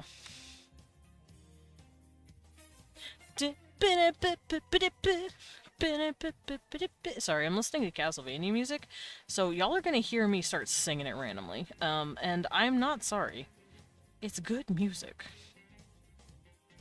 Okay, bird mouth. I'm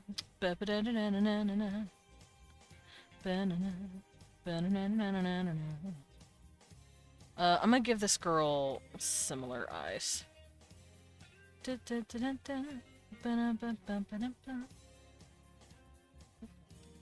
Although I think of the storytelling you could have with bug people and plant people, I think it just depends. Because, I mean, even humans eat plants, you know? And sometimes humans will eat bugs, so it just depends. Bulletkin, as soldiers in a society, would embody discipline, loyalty, and precision. They'd serve as the primary defense force, trained to handle intense combat situations with unwavering focus. Their behavior would be strict, following orders without question, yet they would exhibit camaraderie and teamwork within their ranks. Outside of battle, they might adhere to a no-nonsense, utilitarian lifestyle, valuing efficiency, structure, and the protection of their people above all else. I see. I don't... Well, that kind of sounds like the Draconians. Draconians, however people describe them. Which, they go by both. Like I said, each of these species have, like, multiple words for them, and that's because humans are asshole crackheads. Humans will call you... Listening to Castlevania music. Ah, must be a day that ends on Y. But, it's because humans are assholes and will call you anything except for what you actually are. As a species. So, for instance, avian is not what these guys call themselves. Avian is what humans have named them. Humans also like to name you after either... It depends on how they've met you.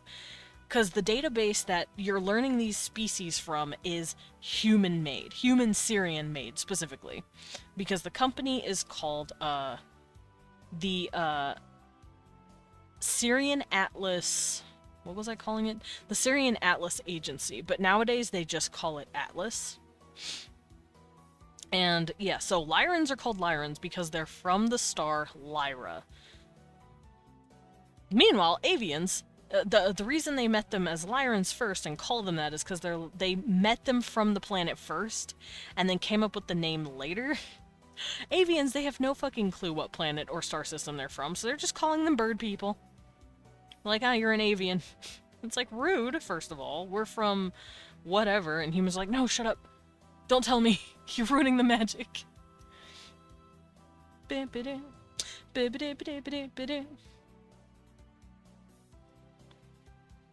Like, the plant people could develop an isolationist and defensive society to fight off the bug raids, and the bugs become master sappers trying to bypass plant defenses. I mean, that could be something you could explore. The way I approach my species, I like them to have, I like it to be roughly one species per planet. Why I'm like this, I don't know, but this is how I'm like. If it's a fantasy setting, gung-ho, you know, like, I'll let it slide that different species have evolved on the on the same planet. But for some reason with space age stuff, I'm like, yeah, no, you're all from different planets. Alright, I'm gonna give this guy his head crest real quick. Color it all in, make it pretty.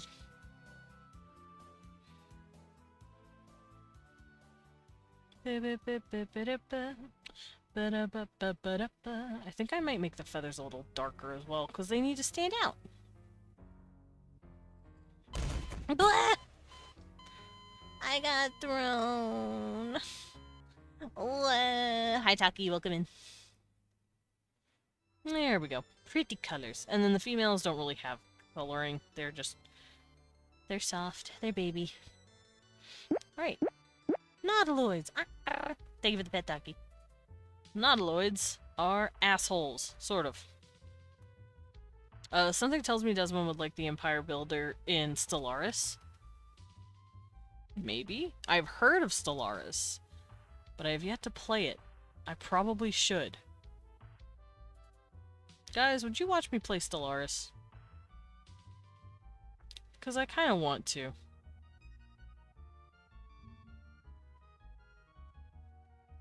Ain't Taki the same dude who threw you? Yeah. Yeah, they are. Yeah, they are. Ow, my face. Alright, let me look on Stellaris.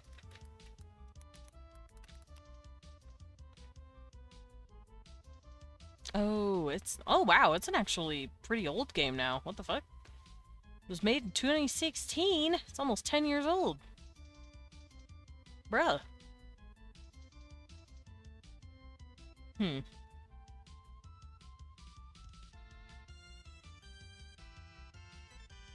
I would love to watch you fail terribly at a game I've spent almost 1K hours in. Bro, I am going to fuck up so much in this game if I ever play it. I promise you. I'm going to fuck up. I would be interested in trying it at some point, though. It does look fun. Maybe I'll watch it and grab it when it's on sale. Why would you tell me that so loudly? Sorry. Anyway, we could say plant people and bug people are from different planets and despite this hate each other. It could be possible. Oh, fuck. There we go. But, I am not working on plants. I'm not working on plant people. I am fleshing out the current creatures that I have in my arsenal. Weirdly enough, I can't find an excuse to make plants. I know that sounds stupid, but plant aliens and plant people haven't intrigued me as much as other species that I've created. Also, the nautiloids right here are another custom creation of mine. Because, like I said, some of these creatures have been based off of actual aliens.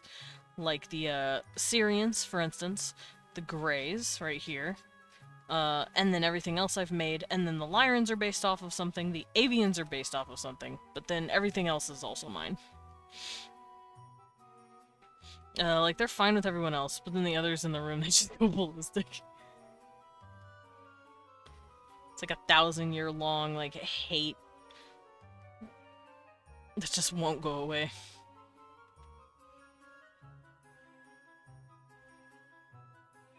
Boop.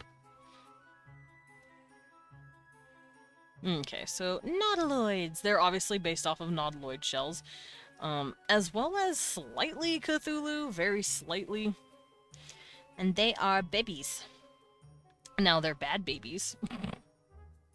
It's because he doesn't want to fuck the plant people.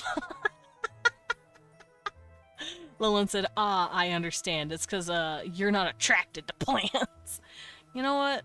You know what, guys? Fine, fine. I'm gonna do this. I'm gonna Google plant alien species, and let's see what comes up.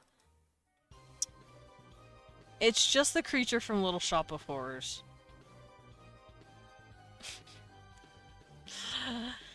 It's not an actual race. It's just showing me plants.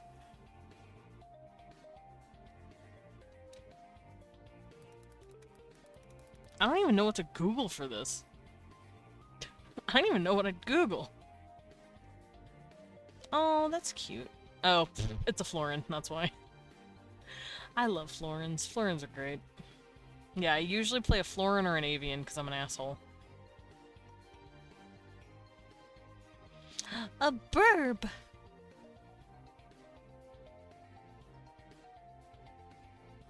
Also, I don't want to fuck the birds and I made a bird race, I'm just saying.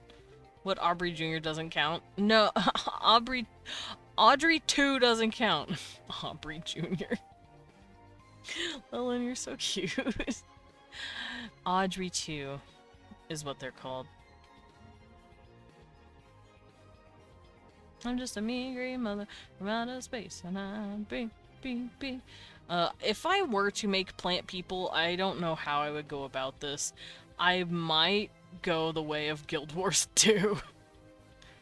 Because Guild Wars 2 is great.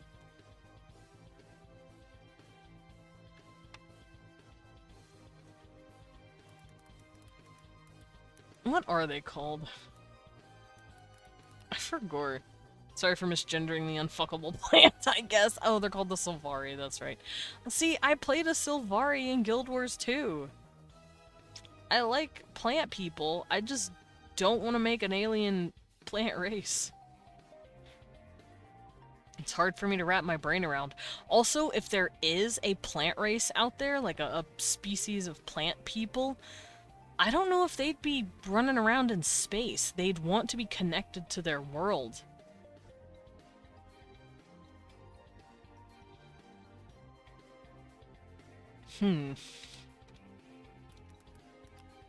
Yeah, I think they'd want to stay connected to their world and their nature, basically.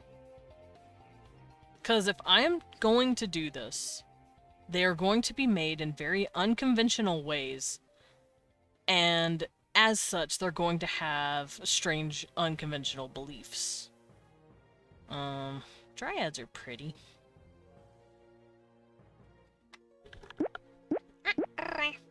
So, who knows? After I'm done coloring all of this in, maybe next week we could make a hypothetical plant species of whatever creature, and I'll see what I can do. But I'm not going to be adding them in. Not right away. At least not as a playable species. I was gonna give you the pet piranha. If they are there, they're not playable. Yet. Ow.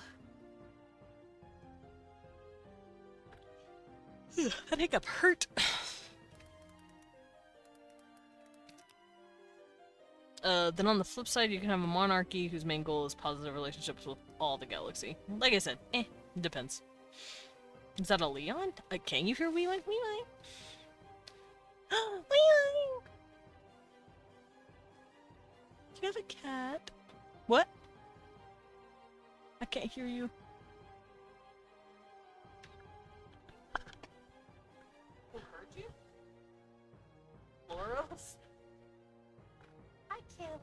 Laura's ears are fucking...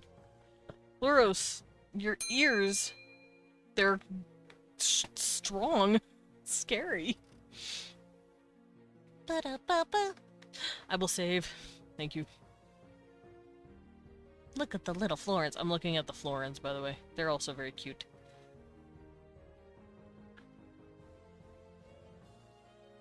I hear all Batman. Eek, eek, eek, eek. You hear all.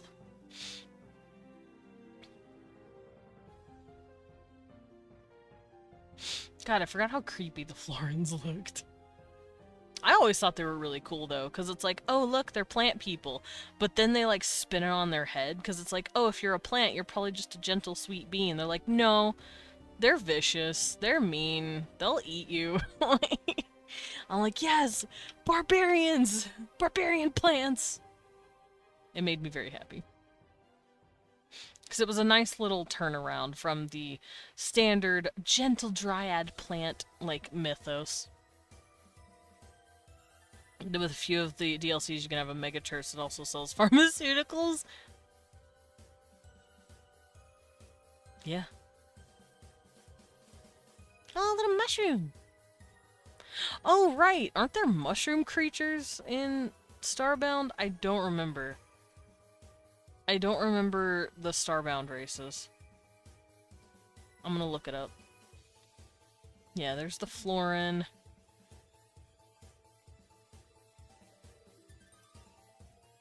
Races. Yeah, there's Apexes, which are the monkeys, the monkey race. They're pretty cute. I've never played a monkey, though. Sorry. Avians. They're burbs. I like playing burbs. They've got, like, this Aztec shit going on. They look really cool. And I love their, like, pyramidal avian ship. It's very pretty. That's the main reason I play them, too. I just really like the ships. Florins, glitches, which are like the, they're like robots.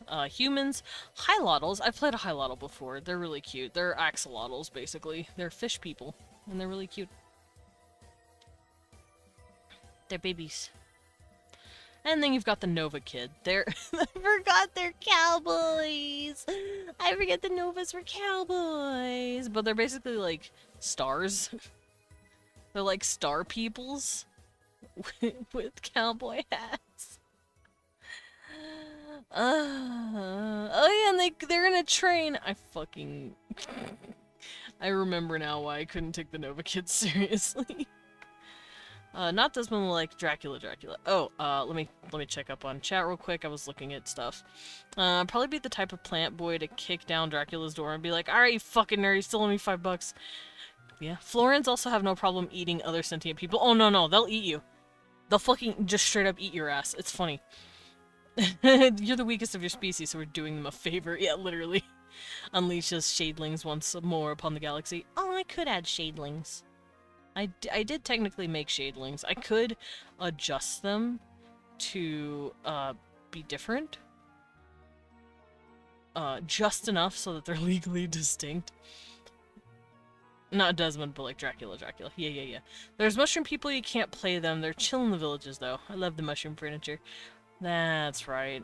I don't think I've ever run into a mushroom village. I always run into, like, the alpaca fuckers. Star people. Steeple. Fucking love the Nova Kids. They're so fucking cool. My longest played file was a Nova Kid. Yeah, no, I was Birdman. I played the Borbs. Chest beams, mother fluffer. Yeah, no, the Nova Kids. They're adorable, but they're so stupid. They're stupid in a cute way. You know, like a pug. It's mostly just really funny to me that they're cowboys. Alright, so nautiloids. I'm gonna color the nautiloids. So some of them can have red stripies on their noggins like this. But they can have any stripies, really. But this is why they're called nautiloids. Also, some people have insulted them by calling them fucking peppermints. Like peppermint heads, because they're assholes. And then I'll give this pretty girl some purple, because it doesn't matter. They just have different colors. And I base them more off of, like, scuttlefish in terms of how they work, like, skin-wise. Their skin is very chromatophore-y. So their top shell doesn't do anything. Their top shell stays the same color. Let me go look at cuttlefish real quick. Also, ads will be starting in half a minute, so get ready for that. So yeah, while their shells don't really do much, because this is a hard, thumpy bone on the top of their head, it's technically like the cuttle bone, and a nautilus shell hybrid, in a way. And it stays stripy, like a standard cuttlefish, but...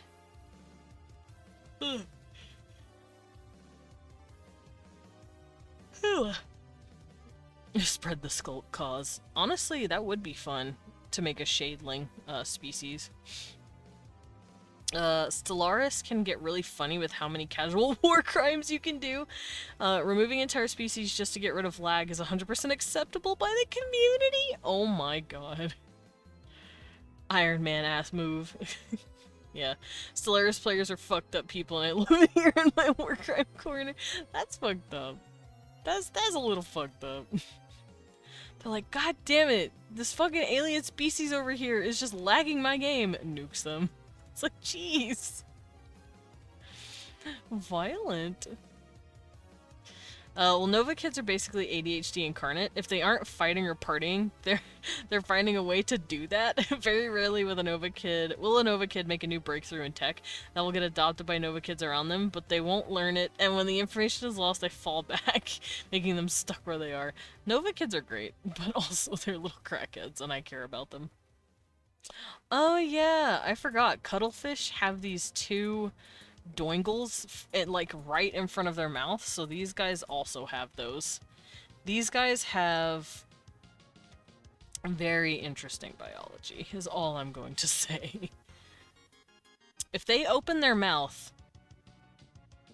you're getting tongued by like 3 different things. That's all I'm gonna say.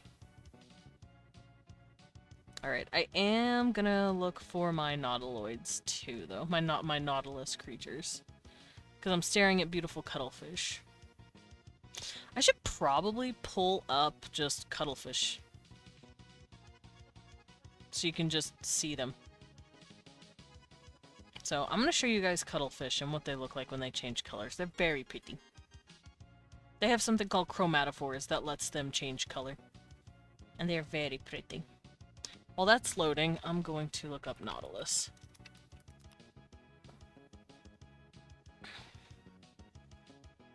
Okay, yeah, so they have like this peppermint look like the nautilus do.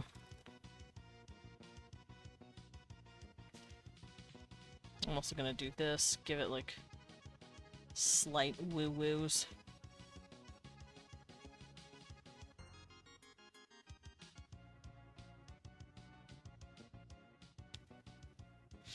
Okay. Their skin is usually white. But they also have, like, dark brown spots sometimes as well that follows the sides of their head, like so. I think I might use another brush for this, because this looks stupid. Let me make it darker. There we go. Let me give it to the girl as well. Alright, are you ready yet? Oh, that's loud. Okay, so here's a cute cuttlefish, and they're changing colors. So this is how cuttlefish look. Look at that crazy motherfucker. And this little thing here is something called a cuttlebone. It's on the inside of the in the skin right here. And they've got these cute little flutters. Look at them, babies. And you see all these little baby dots? Those are technically chromatophores, and it'll let them change colors. So, let's see this dude actually do it. Are you gonna change colors, my guy? No? You're just gonna be cute?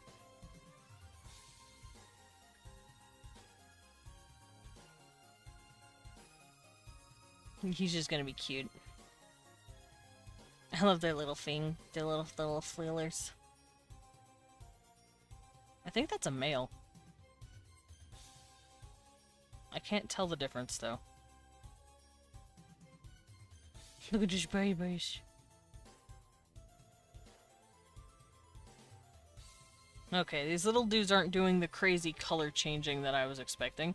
But, you know, cuttlefish can, like, warp their chromatophores around. I'm sorry, Sam, I forgot. Well, it's not a fish, it's a cuttle. It's a cephalopod. It's not a fish. Okay, so the topic of nukes, you have nuclear missiles as a starting tech. It gets to the point where, DLC of course, you can have a Death Star and blow up planets. Also, have you considered the fact that Skulk can infect stone? Yes, I have. Realistically, the only reason they can't convert things like wood and mineral blocks is because they don't want to break the game balance. So unleashing the Skulk horde on the universe could be very fun to see a nearly fully functioning ship. Honestly, I could explore that. I'm already exploring Eldritch Abomination bullshit, so... I want to cuddle the cuddle fam. She had their babies. Back was in the ads. Yeah, we were talking about cuttlefish. Still water creature. So all water creatures scare you? I didn't know that. What do you think of the skulk I was talking about? Yeah, I say yeah, it would be fun to explore at some point. I do need to figure out how I'm going to do this, though. Because these guys have chromatophores of different colors that just flake all over their, what's it called? All over their little tentacles. Their tentacles have a lot of chromatophoric colors inside. Oh, I can use freckles! What am I doing? So, like this. The chromatophores can open and change and wave. So like, for instance, let's say this lady is feeling a little happy and a little in love with something. She'll have her chromatophores opening up to pretty pinks that will actually open up to her face as well. So like this. Pretty colors. And because she's happy, the chromatophores will also open up with waves of yellow. And the yellow will mingle with the pink. And she can't really control her chromatophores a little bit, so let's say some of them are just opening up down here and waving. So that's kind of how their chromatophores work. They will open up and make different colors kind of like wave over their faces and their antenna. Meanwhile, I'm just going to give this guy a few freckles. Oh, that's a little too much freckles. Yeah, just a few. It's just a couple of his chromatophores are open. Because it's not like something they're fully in control of. And for those who haven't seen what chromatophores look like, I can show you. If I can spell chromatophores correctly. So this is how chromatophores work. They are cells with color pigmentation that can expand and contract. And as you can see here, this is a relaxed chromatophore where it's just this chill little color, and if it's been contracted, it gets really big, and it changes the colors. So the fish can actually, like, warp. The cephalopods can actually warp the look of the chromatophore. So that's what these guys can do as well. And I'm trying to find a good example of this. Oh, right, they can also kind of change the texture of their skin. Because that's what cuttlefish can just straight up do. They have cells in their bodies that lets their, like, smooth skin turn into, like, a more textured shape. So they can look like rocks and shit. It's really cool. Desmond, I have a very important lore question. Okay. The color changing was a bit subtle. One guy got a little purple as it was swimming away. Yeah, it was annoying. I want big, flashy colors. Here, I'll show this. This should help. So these are chromatophores that are superimposed on a microscope. And they're very pretty. You can see this one's black, this one's pink, You've got a gold one right here. And then when they expand, because the creature would look kind of white here, but then they get really big. See? Like this. I'm trying to pause at the height. There we go. And see this beautiful burst of color. Those are the cells actually expanding to make these colors happen. It's very pretty. Sorry, my stream's behind. You're good, Loros. Which one is this universal sexy man species? Universal sexy man? Like, what do you mean by that? Like the Tumblr sexy man? With other DLC, you can have a world ender style weapon that's basically just a water bucket as an aquatic species, and you can inhabit the planet you dropped it on. That's rude. Chromatophores is the powerhouse of the cell. They can become ribbed for their pleasure. Oh my god. Oh no. Well, I think it's done nerding about Space Murder Simulator. Me, I'm Lurkies now. Of course! Thank you for letting me know, Gil. You can use the air keys to step through frames while paused. Oh my god, I didn't know that, I forgot. But yeah, look at these chromatophores. They're womping. They're womping. And that's how these guys' skin works. The chromatophores just expand. And if one color expands more than the others, then that's the color they'll end up looking like. So if there's nothing but red or pink chromatophores that are open, they will give off the illusion of looking red or pink. It's really cool.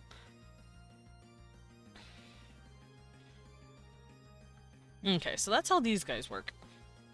And then we have my frogs. My frogs are babies. Oh, right. Before I go over that, let me tell you what the nautiloids have been up to. They are known to be the traffickers. They have a history of being the ones that found species enticing and went, ooh, me wanty, and then made them into pets, especially the warm-blooded ones, because nautiloids are naturally cold-blooded. Have they been naughty? Yeah, they've been naughty. Naughty nautiloids. And, so they have a history of basically kidnapping species for their own personal heating rock that they can talk to. Now, recently, the younger generation of nautiloids have been like, hey man, that's kind of fucked up. That's kind of like slavery, right? And they still allow for some warm-blooded races to consent to a companionship with them in some sort of weird pet thing. I'm gonna eat a banana, by the way. I like the idea of chromatophore stimming. Cute. It's a banana because it's Wagugas Wednesday. So yeah, this, the nautiloid species are basically just trying to go through a redemption arc. You have a lot of nautiloids, infiltrating other nautiloid traffic ships, and they're like, we're gonna be a problem. And they basically just help free the warm-blooded species that have been kidnapped from their planets. The younger generation is fighting against it in the cultural flux of clashing ideals. Yeah, that's what I wrote down. And they've started taking consensual companions. Because they still like the cultural because the thing that they've been doing is now like thousands of years old now. It's kind of like us breeding dogs. Over 50,000 years, dogs now look fucking horrific because of how we've bred them and stuff, but it's like... become the pet of a cuddly octopod person with guilt issues? Sign me up! But the relationship that they have with warm-blooded species nowadays, especially the younger ones, it's hard to explain because we don't have, like, an actual word for it, because we don't have an example of it. The best example of it is, like, think Monster Hunter, sort of. Where, like, you know, you have your palicos. Think kind of like if your pet cat were like palicos, where they walked on two legs, they could do the same shit you do, and they can talk your language, but you still take care of them like they're your pet, sort of. That's the best way to describe it. You're like, that's my cat. He's a rescue. You know, like, quite literally, they treat you like a pet, but they know you're intelligent. I don't know if that makes sense. Like I said, sign me up. You know what, Lilin? Fair. if you ever play this, if I ever do a one-shot, you can have a Nautiloid caretaker. Push-ups. Okay. I have banana in my mouth, though. Medic, I have banana in my mouth. I don't want to do push-ups with banana in my mouth. Give me a second. Give me a sec. Okay. Whose fault is that? Yours! For not telling me you were gonna make me do push-ups before I shoved a banana in my mouth. Oof. Alright, I'm gonna do push-ups. But before I do...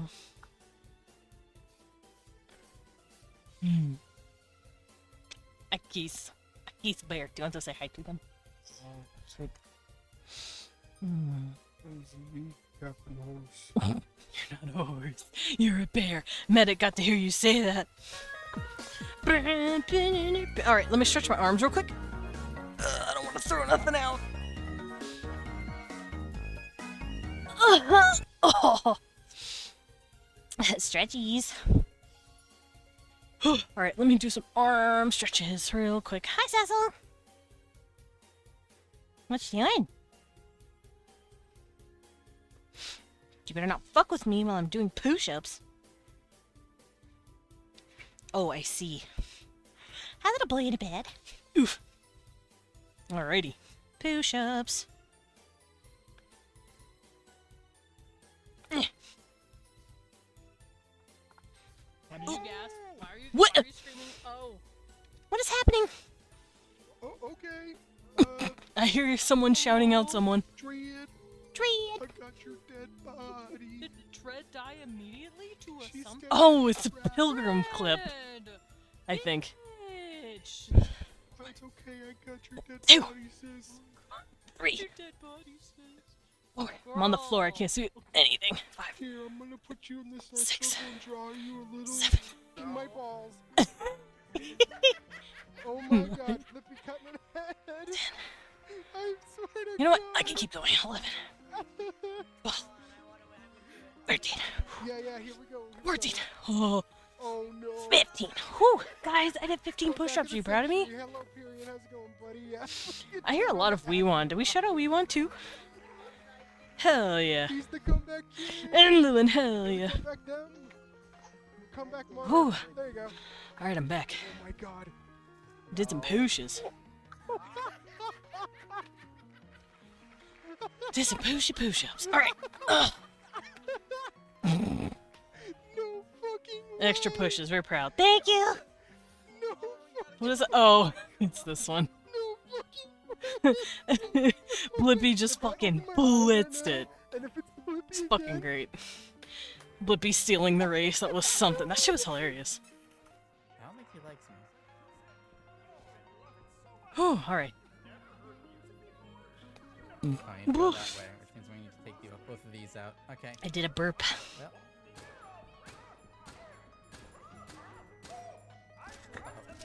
That game, I forgot that game existed. Its mechanics are actually really good. Bat roar. Yeah, bet. Okay. Shush you. Shush you. Alright, so, back on topic, nautiloids. Yeah, so, like I said, the best way I could describe it is being a consensual pet to an alien species that is older and bigger than you. So basically, you are choosing to be a live-in cat. You're choosing the life of a cat. But, the difference between the younger generation and the older is that you're not treated like an indoor cat anymore. You're allowed to go out with supervision. Also, you probably know their language because they've raised these warm-blooded races and even bred them a bit to be, you know. I can still come home for wet food, right? Yeah. you get the yummiest of wet food. So if you see a nautiloid on a spaceship, they're there to help stop trafficking bullshit. Yippee, yippee, yippee. And more often than not, they can have their pet with them. I call them their companions, because I don't consider Cecil my pet. I consider him my baby boy. My little baby boy. He is my son. He is my cat son. And I think that's how nautiloids have started seeing their companions. They consider them like a part of their family. They raise them, they take care of them. They're their guardian, they're their protector in a way. Kind of like how we see ourselves with our animals. Where it's like, you see my little bubby whoopee. And yes, they think you're adorable and want to put you in cute little outfits. But yeah, that's it's consensual nowadays. That's the best way to put it. Alright, Zoodrokians, my froggos! Now these guys I made in the beginning when I had no other alien species. These guys were the first thing I made. They're like 6 years old now. Let me go look at them. Not the Drovens. Zoodrokians. There we go. This art is old of them. But they are based off of poison dart frogs. And they can have that really pretty dark blue skin. They can have like the yellow legs, the red underbody, like you know what I'm talking about.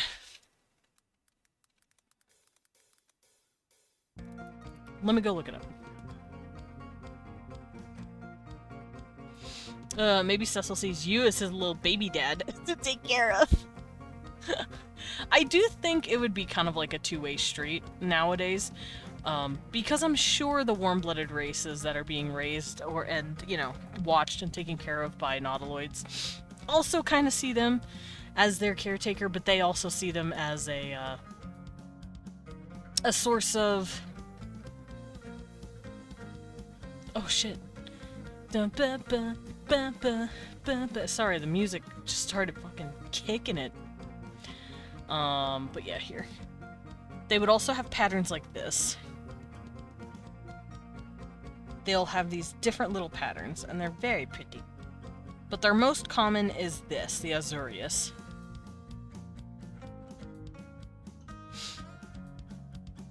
And that is what these guys are. They're my beautiful little Zoodrokian babies. So let's color them in. Whoops. And yes, they start off as tadpoles. It's cute. They're amphibious by nature, and their ships typically are made for both underwater as well as space, because it works as a similar function. And these guys were actually watched and bred and led into complete sentience. I believe someone in chat mentioned that it's called genetic uplifting, where they see a species, which the Drakarian did this, the Draconians specifically. Little baby dad, it's me, baby dad. Where's my cat? He's not here. All right. But yeah, they got something called genetic uplifting, kind of, and they started getting bred and genetically changed to the point where they were meant to worship the Draconians. And the Draconians would just casually eat them, because they don't care. They will eat and consume any species that they find interesting enough. So that's what these guys were. They were just cattle for the dragon people. They have since gotten out of that situation and are now using technology that they've pretty much stolen from their tyrants, and are using it to explore. And these guys are actually a pretty good segment to my lizard folk.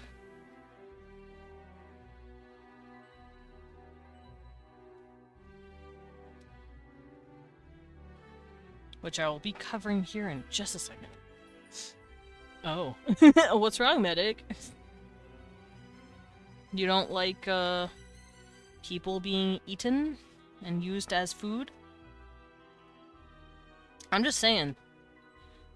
The alien species are fucked up. That's all I'm gonna say. They also have those pretty little spots.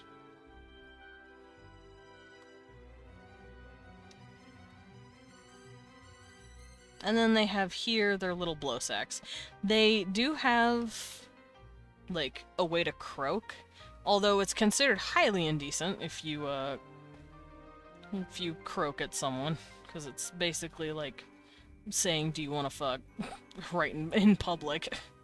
So you shouldn't do it too much in public. Save it for the bedroom. Basically.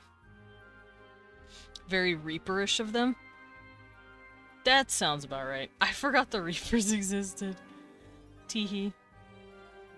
Although the Reapers are more like, we're here to just kill you because we think you suck as a species. We think you guys are inferior, actually. I think that's how the Reapers were. Now I gotta remember.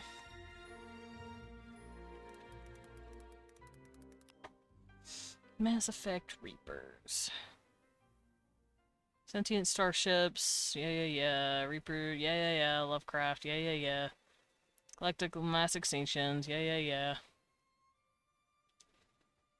Yeah, the Harvest Life, I do remember that. Bestowed by the Protheans, previously collected 50,000 years ago. The Geth refer to them as the Old Machines. I do remember that. Uplifting a species to eat them is just advanced order. Look at this little goober. Look at that cat. Looks kind of like Cecil. Cecil, you need a Christmas hat. Reapers cared about people getting to a certain technology level, IARC. Yeah, every 50,000 years or so, they'd show up and be like, we would like to, assimilate you, thanks. Meanwhile, the Drakarians are just like, yeah, no, I'm hungry. That's gonna be my next meal right there. Because it was a specific, like, sub-tribe of Draconians that landed on this planet where the little froggies were developing, and they're like, ooh, we could set ourselves up as gods here, and then eat them! That would be so fun! Honestly, very woke of them to hate AI. Yeah. Oh god, I forgot about the Protheans. Look at them. Look at these crazy looking motherfuckers.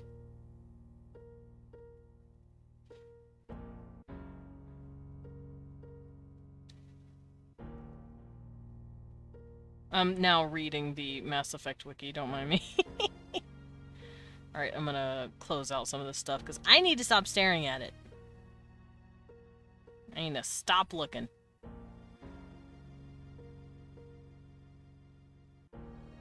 Okay. So, yeah, I'm gonna color in my froggies. And yeah, they were basically just under the tyrannical rule of a subset of Draconians who thought they could just run the town, run the city, and be like, teehee, we're your gods, feed us your bodies. And they're like, aw, man.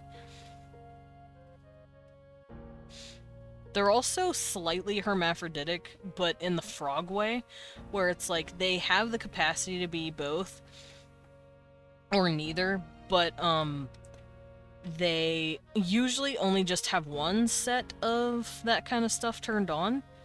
So the way frogs work is they can actually switch sexes because they technically have both inside. And they can switch from a male to a female depending on the water temperature, depending on the season, depending on like if there's a lacking of males or females. They can just swap it out and be like, okay, I'm ready to help for the cause, you know? And these guys can do that. They normally don't, but because of that, they don't really have a understanding of being quote-unquote like transgender. They just switch. They're like, oh, I'm feeling like a dude. Then they switch. Mighty Morphin pee-pee swappers. Yeah. They can just fucking switch. I also have, hold on, I have a Google Doc for these guys. Because these guys were the first species I ever made. The chemicals in the water has turned the freaking frog strands. See, that's the thing with Alex Jones. He doesn't understand how frogs work, which is why that rant even happened. And it was funny. Let's see. All sexes have internal genitalia. They become more unique once as a jerky and blah blah blah blah blah. Yeah, so they technically have both. It just depends on what the switch is, if that makes sense.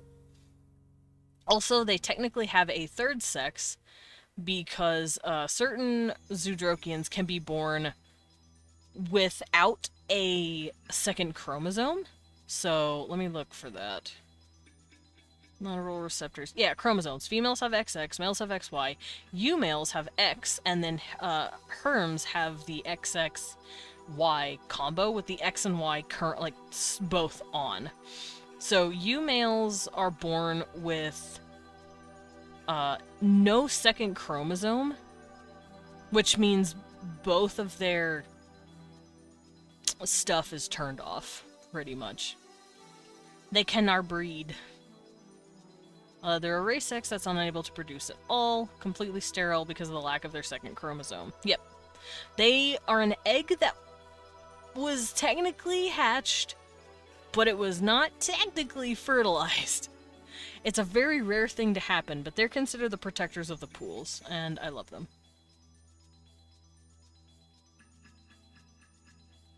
Jesus egg. Yeah, Jeg. Jeg. My nose. My nose it is. Help, my nose. Me. Okay, I'm good. Zoodrokian of the pond, what is your wisdom? What you? Yeah, they're the ones that watch the babies, the birthing pools. Because new couples will come by and be like, hey man, we don't have a spot yet for the baby. And then they'll lay their eggs, they'll lay their spawn, let about 2 or 3 hatch, because that's usually how many survive. Out of like the 6 or 7 that they have. And the ones with both are basically like, yeah, not necessarily Fuda, but the only reason they have both is because they have enough internal resources to turn on both at the same time. So it's usually a nobility thing. Because they're saying, look, we eat extra and we get all of these health benefits, so we're able to keep both lights on in the house, basically. So it's more like a flex. Rather than a necessity or a mutation. It's more of just a, look at me, I'm so cool. I have both. Teehee. And then you can still be like, you can have both and still consider yourself a man, or you can have neither and consider yourself a woman. It just has to do with how you dress yourself. But yeah, there's the Zoodrokians, they're babies. The way they work, like I said, is down here. They were very religiously zealous and lost their gods. Yeah, their gods were assholes. They are known as my spiritual babies, and they are breaking out of tyranny. They're here to stop draconian influence. They are sick of the draconians being dickheads. They want to help other species break out of that tyranny. They're trying to find, their parent alien race. So, remember when I said they had some sort of genetic uplifting from being genetically fucked with by the Draconians? They're trying to find the alien DNA that they were created from. They want to know who their mom and dad are. It's hard to find.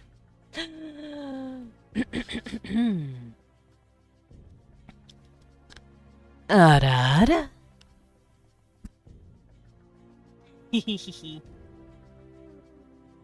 Yes, that is what they're doing. They're ara-araing across the galaxy and looking for their family. Alright, lizard folk! We have my lizard folk. Drovens. Look at these babies. I should probably draw my Zoodrokians in here at some point. I do want to draw all of my species in here at some point, but that's hard. They have 4 arms? Yeah, my Drovens have 4. They have 4 arms. So do their cousins, the Tauramians. I love me a 4-armed species. Do they have 2 dicks? Someone else asked that fucking question. No, the Drovens don't.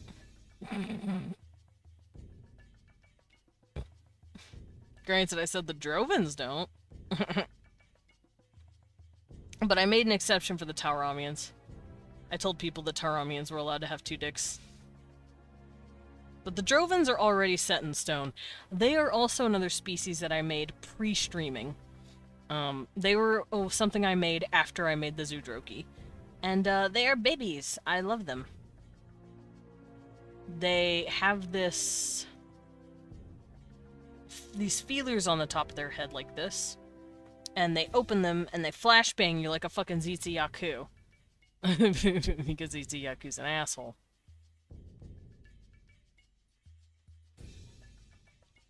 Why would 2Ds even feel like I'm curious now? I don't know. But I'm sure there are ways for you to figure that out, Piranha. Don't tell me how it goes. I don't want to know. Thank you for the pet and welcome in. I hope you're doing good.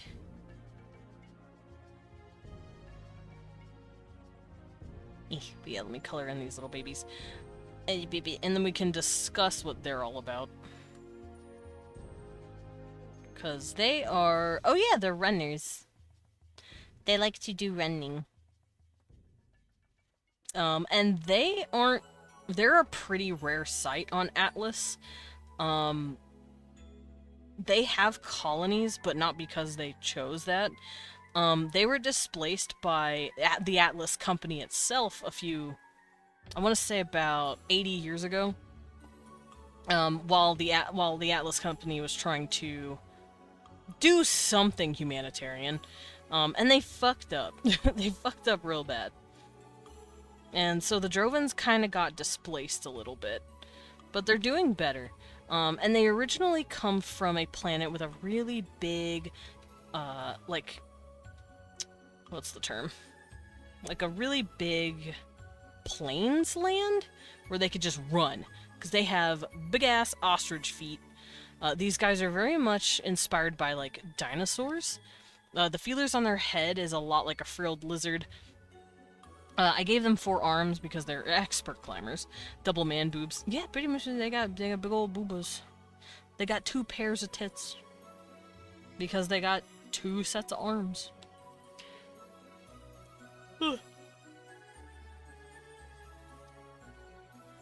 Oof, there we go. But basically, these little babies have also been fucked with because they've been poached for their bioluminescent frills.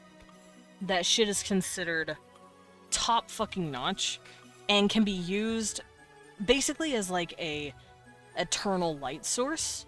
So some of them have actually been poached by more malicious species and they've had to learn how to fend for themselves. They had to learn quick how to like not deal with the assholes that are the poacher races that were fucking with them. Nowadays they run around helping the Atlas company. Bygones have become bygones. Let me fix that. There we go. And they are little guys. They are also kind of like the emissaries for other Drovan colonies. So if you have to go to a Drovan, like, planet or a colony who has had to deal with poachers and shitheads in the past, they will try to shoot your fucking ship down immediately. And you have to have a Drovan nearby to be like, hey, whoa, whoa, whoa, this one's cool. Don't do it. Did I mention you're basically working for Space Amazon and are trying not to get fucking killed? And trying not to cause another fucking world war. Or, I guess, galactic conflict. Teehee. Not sure what I walked into, though. Yeah, you're walking into my aliens. These are my lovely little Drovins.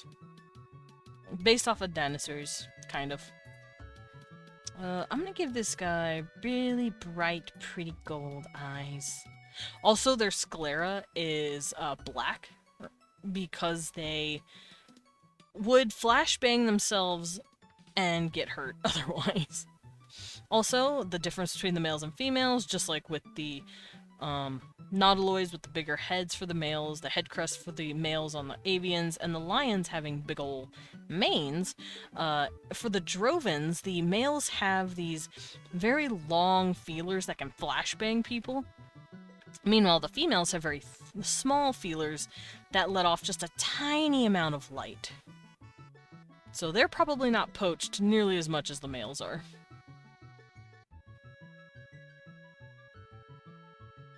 There we go.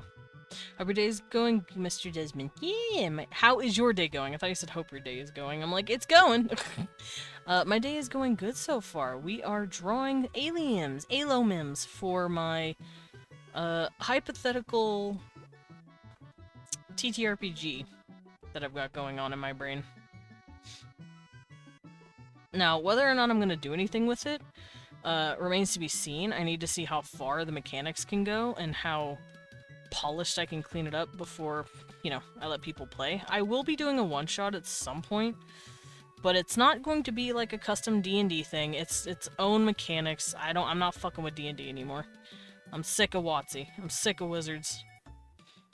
I refuse to engage with any of their material. Because their shit annoys me now. What's the theme of the TTRPG?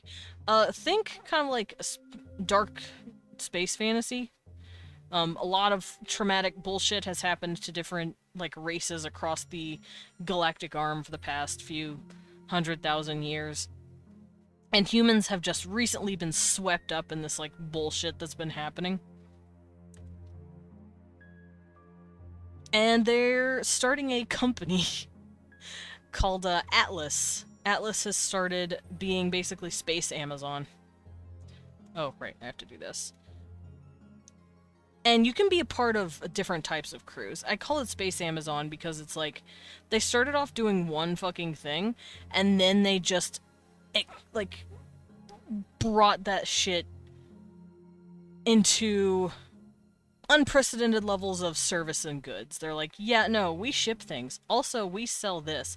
Also, now we make luxury cruises. Also, now we're doing rescue missions. Because, haha, we have to, like, do PR for our shit because maybe we've ruined a few alien species on our way here. So, that's what I'm dealing with the Atlas Corporation. Is it bad that I enjoy TTRPG mechanics like hunger, thirst, temperature? No, it depends. I personally don't care for any of that unless it calls for it in the game. Like if you're in a really hot desert and the mechanic, like, has been temporarily added for you to figure out how not to fucking die. But by default, in-game, I do not care for it. I don't even like keeping up with, like, bullets and arrows. Shit's annoying.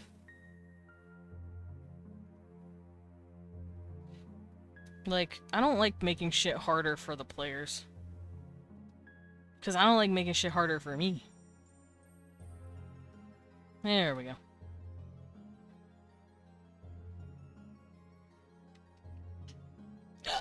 Oh.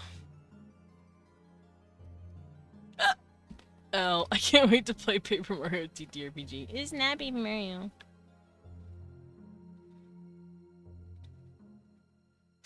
And my nose itchy. Okay, I'm gonna give this lady her head crest. Yeah, and the Tauramians, the dudes that I'm coloring now, they're lots of fun. I first started calling them my budget predators, because that's the best way to describe them. But they are slightly based off of Predator, but they are mainly based off of my Drovins, because my Drovins are like their distant cousins. They share like a very distant genealogical connection. I don't know how to say that. They share a very distant ancestry. Extremely distant, but it's just there. Barely. Predators in the Yautja? Yes. Yes, that predator. I've been calling them my budget predators. But they got 4 arms for climbing. They got tails for wagon. And just like the Drovins, they have like bird-like feet. Oh. But unlike the Drovin, who have like ostrich legs, which help them like power lift and just run as far as they can through like the different planes that they evolved in, the Tauramians have parrot-like feet that let them hold on to pretty much anything. So, similar physiology, different evolutionary circumstances. Oh, my nose. It itches. But yeah, they also have head things, like little head crests, just like the Drovens. But it's more like a Triceratops head crest, rather than like little feelers a la Tsitsiaku. So these guys are a lot more, you know, vicious. They're a lot more warlike. And for the longest time, they fought the shit out of each other. If you weren't from the same clan as the other one, you might as well just fucking kill each other. Like, that's how they took it. If you have Yautja knockoffs, you need Xenomorph knockoffs. Don't worry, I already do. Don't worry, I already do. Which I'll show all of that in a minute, too. Don't worry, I already have a Xenomorph. Don't worry. Alright, let me fill in these little guys first.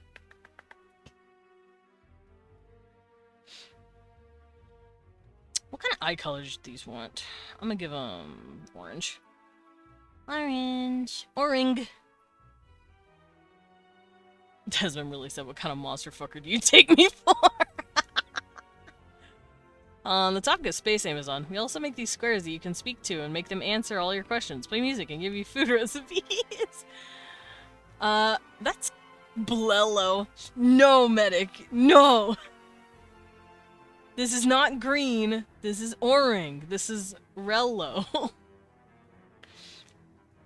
There we go. Let me give them their hair color. I'm actually gonna base it off of this dude's hair.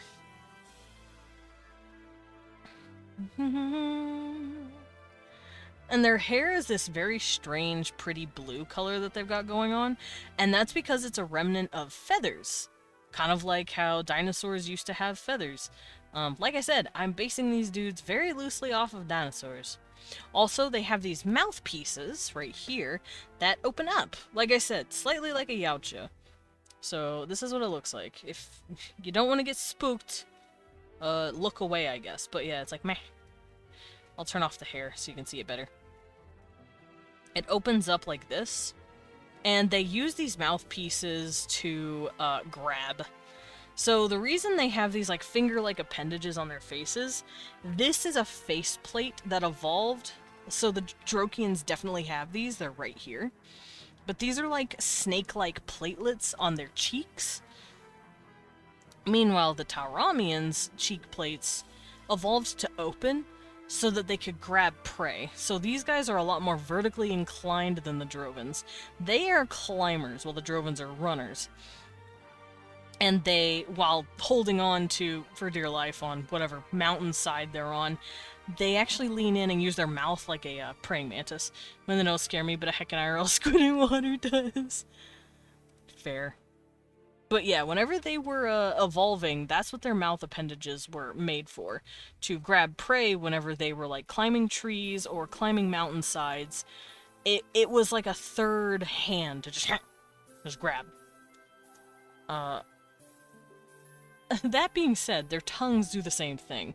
They have pretty long tongues that lets them grab as well. And it's just one tongue, but it looks like two because it's split down the middle for the first, like, 2 to 3 inches. And they used that to also hold on to prey and pull them in right into their little mouth hole and just start chewing. Nowadays, they don't have to do any of that shit. They are hunters. And also very vicious, but this was back when they were still evolving, pretty much. Do that to me. Lillian said, they can grab me, it's fine. Yes, prehensile double tongue. Prehensile snake, like fork tongue, that's split by a few inches instead of just like a couple of centimeters. The best way to describe it. And like I said, they're mean little fuckers. They're mean fucking buggers. But they actually had a very good precipice of technology up until they nuked themselves back into the Stone Ages. So they had almost mastered spacecraft. They were able to leave and go to their moon. And they kind of ruined their planet a little bit, just enough, but they stopped unlike how the Zadans completely fucked their shit. These guys were like, oh, no, no, no, no, no, no, let's roll it back. Because they are still very vicious and warlike, despite being, you know, a species of hyper-intelligent creatures. They still wanted to kick the shit out of each other. So they kicked the shit out of each other until there was no shit left to kick. So in a desperate bid to make sure their planet didn't fucking die, they created something that they called the... well, nowadays they call the Pulse. And it's basically just, hey, I don't care if it's out of season. Go ape shit and reproduce trees and animals. So their planet basically just got upsurged into horny land for all of the creatures involved. And before they could turn the off switch, they nuked themselves. And forgot all about that shit. Nowadays, the Pulse is still there. And still fucking with animals and species, but things have calmed down. And it's also fucking with them. So they don't know what the fuck is happening to them sometimes. They're like, oh, wow, I feel weird and strangely horny for this creature, this person. And that's because the Pulse is doing its thing. It's this biochemical, like, brain changer that just puts you in heat at all times. And because these guys are absolute little crackheads, it normally just chooses one for them. And it's with the personality that they can get along with the best, so that they don't fucking kill each other, but you're still from a different clan so that you don't pull an oopsie doopsie we're inbreeding sort of thing. They have a prehensile tongue, prehensile feet, prehensile fingies, prehensile mouth thing. What else? A prehensile ass. They don't have a prehensile ass. I'm sorry. But yeah, those are my babies. They're still vicious as fuck, but because of the Pulse and they kind of worship it nowadays, they don't actively go after each other as much. So they've started doing other ways to compete with each other. And now that they've refound their technology, I will save. Thank you, Kira. And I'll sip. And stretchy. Let me do a little... I popped my back. It felt great. Oh, I broke my fingers and it felt great. Oh, there we go. All of the crunchies. But yeah, these guys have since gotten back their technology. And then they decided, teehee, hey, let's go trophy hunting on other species, right? And then some of them learned the Pulse works no matter what. Species or otherwise, and they're like, man! So, unpulsed warriors you shouldn't be too afraid of. Pulsed warriors you should be very afraid of, because they're like, I got mine. I'm gonna kill you now. Care package. Thank you! Hope you're well. I am very well. I got my water. I'm gonna ship it. And I saved my stuff here. And I did a real good stretchy. That pop was great. How kinky are these guys? Depends. Depends on the creature. Yeah, I'd say it depends. I know everything. The Pulse is supposed to make you feel everything very intensely, so at least it's crazy feeling, but other than that, it just depends on the person. And yes, they do kind of... I wouldn't say they worship the Pulse, but they do consider it some sort of spooky spirit that you shouldn't mess with. Because they don't understand what it is nowadays. Alright, the Drakarians. I don't have these guys drawn in here yet. I do want to eventually, though. Like I said, I want to eventually go in and just draw all of these guys. So I have the humans. They're right here. I have the Syrians as well. They're right here. I believe I recently did the Zetas as well. They're right here. Let me do this. There we go. And then I've got my Orkran. For science, right? Yeah, for science. And then I've got my Gobles. My little, space goblins. Got my Proxians right here.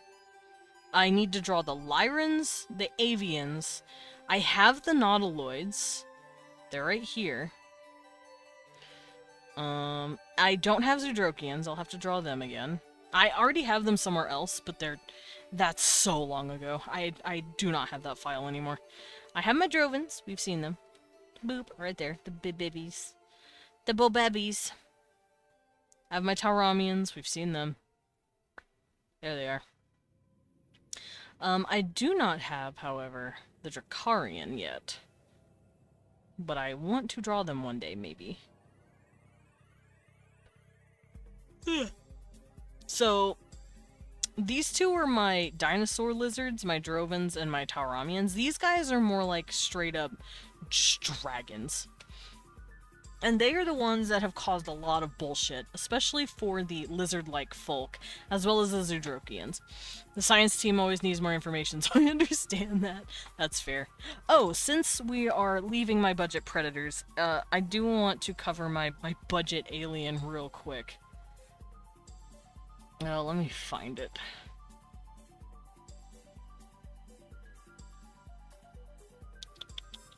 Where are you?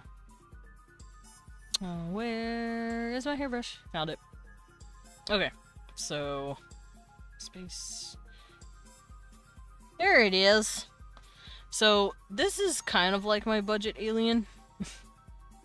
And they are a product of bullshit. Budget alien, hi, I'm right here. This little guy slash girl, I guess, is a byproduct of humans deciding to take as much DNA as they've found and try to create some sort of bioweapon that'll listen to them.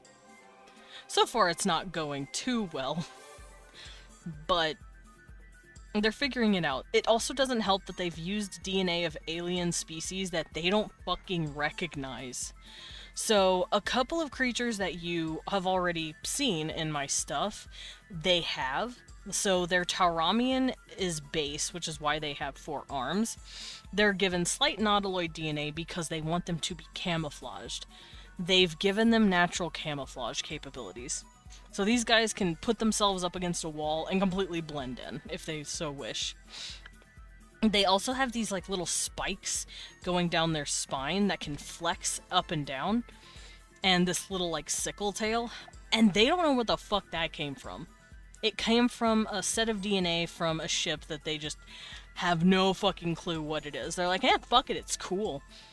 They have the Proxian echolocation, but they can't see any other way, so they're struggling to, like, balance the Proxian human DNA that they've thrown in there. And they also have a chitinous armor on their bodies.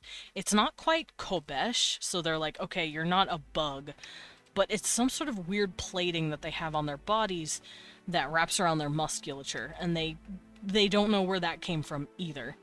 There's a few more, like, sprinklings of DNA here and there that they've added to this thing, but it's an attempt at a bioweapon for warfare without tying themselves to the fight. Ow, oof. Medic, what the fuck? Do they have acidic blood? No. Day 1. Other alien species have created and augmented numerous species across our galaxy. Our greatest scientists have started on the task of joining their ranks. We shall ascend to the place of gods. Day 31. Oh shit! Oh fuck! But yeah, they've sprinkled in a lot of DNA for this guy, and they have no fucking clue, like, where half of it comes from. At least the scientists working on it don't. They have code names for it. They don't know where the teams who picked this shit up got it from, and they are not on a need-to-know basis to know where the fuck they got this from. So yeah. Also for science, max dick size, let's see, they can be roughly 6 to 6.5 feet, maybe 7 feet if the DNA works out that way, but this little guy is about 6'5". He's not that much taller than, like, a standard human soldier that's, like, in this world. 7 feet dick! No, their height! So they're, I don't know, they'd be about 6 to 7 inches. Depending. It's not too crazy. Y'all, I ain't making creatures with horse dongs, okay? If you want horse dongs, go to Vandal. If Lady Booba? Slight Booba. But once again, some of these guys can well, it depends. This dude, this proto creature, has both because they added in a bit of DNA that has hermaphroditic properties, and it also acts as a easier way to create more because they don't want to just keep cloning shit. It'll take for fucking ever to fuck with the DNA correctly. So they've started trying to just hybridize as quickly as possible and make bioweapons that way. So he's kind of like, I say he, it's there technically, I guess, a they. This little creature right here is sort of like the template while they start combining its DNA, its eggs, and its sperm as like a mix and match of how the fuck are we gonna do this? So once they combine it with something more mammalian or something more human, yes, it will start becoming strictly male and female and will have booba. But the proto creature does not necessarily have like booba. They don't even have nipples. They just have these like strange plates lining their body. As a treat, please. I mean, does the xenomorph have boobs? No, she don't. No booba. Yes, she don't got it. And she's a queen. See? Oops. See, she ain't got them. I mean, if you go to Rule 34, she does. Okay, but this ain't Rule 34, motherfucker. Nuva. Yeah, y'all forgot. Y'all forgot the xenomorph ain't got no boobs. Y'all been gooning too much on R34. She ain't got it. Why does she have exhaust pipes on her back? I just remembered she has exhaust pipes on her back. Girl, what are those? Girl, I forgot her head also looks like a giant penis. Thank you, HR Geiger. Well, why is it Rule 34 then? You have the power. I do have the power. And my power is... No, I don't want booba, actually. You have plenty of species with booba. My budget xenomorph doesn't need it. But like I said, hybrids, yeah, they'll have it. But the prototype creature that they've been using as like a basis for DNA, they do not. He doesn't have it. I'm just gonna keep calling him a he. I keep fucking up, so it's just a dude now. He has both, but he's technically a dude now, I guess. See? Now this is some gooner shit. Look at this. It doesn't have nipples, but it has booba. So that could be something like a hybrid of it, especially since it only has one pair of arms. I think if they only have one pair of arms, then you know it's more of a hybrid than an actual prototype. So yeah, just depends. All of the Xenos heads are giant penises. Yeah, thanks to HR Geiger. He did it. He started it. It's his fault. He said penis head. God, I forgot there's so many types of xenomorphs now.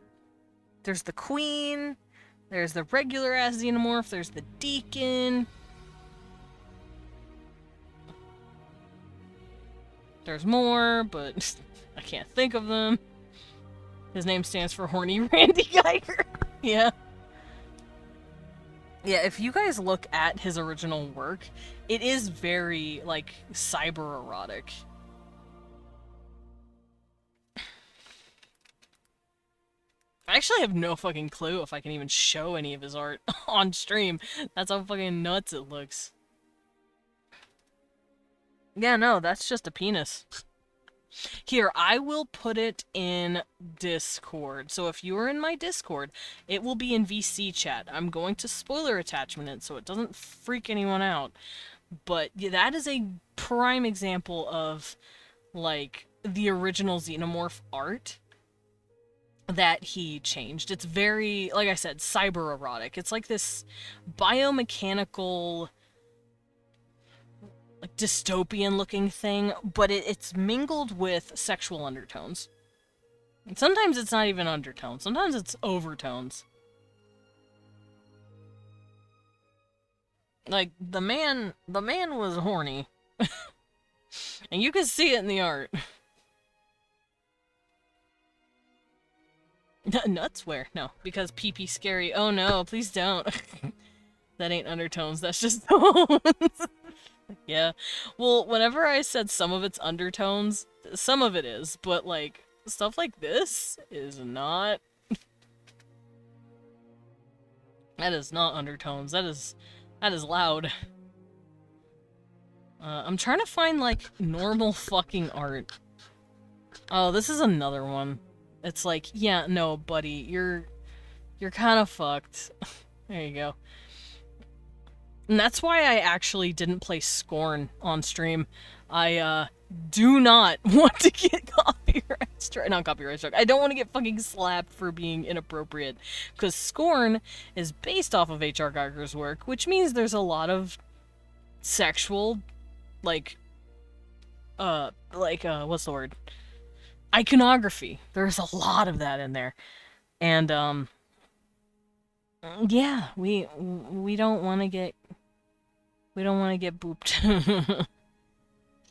Also, apparently the game was just kind of lackluster anyway, so it's like, oh man, but whatever. Anyway, that's H.R. Geiger. The man's art is fucking nuts. Very, very horny man. Thanos snapped. Yeah. For the record, Geiger was fully aware of what he was doing. He knew he knew what he was doing. He knew that combining biomechanical, like, creepiness and sexual, situations would make it even creepier. And it was also a double thing on the, dependency that he saw humanity starting to become on technology.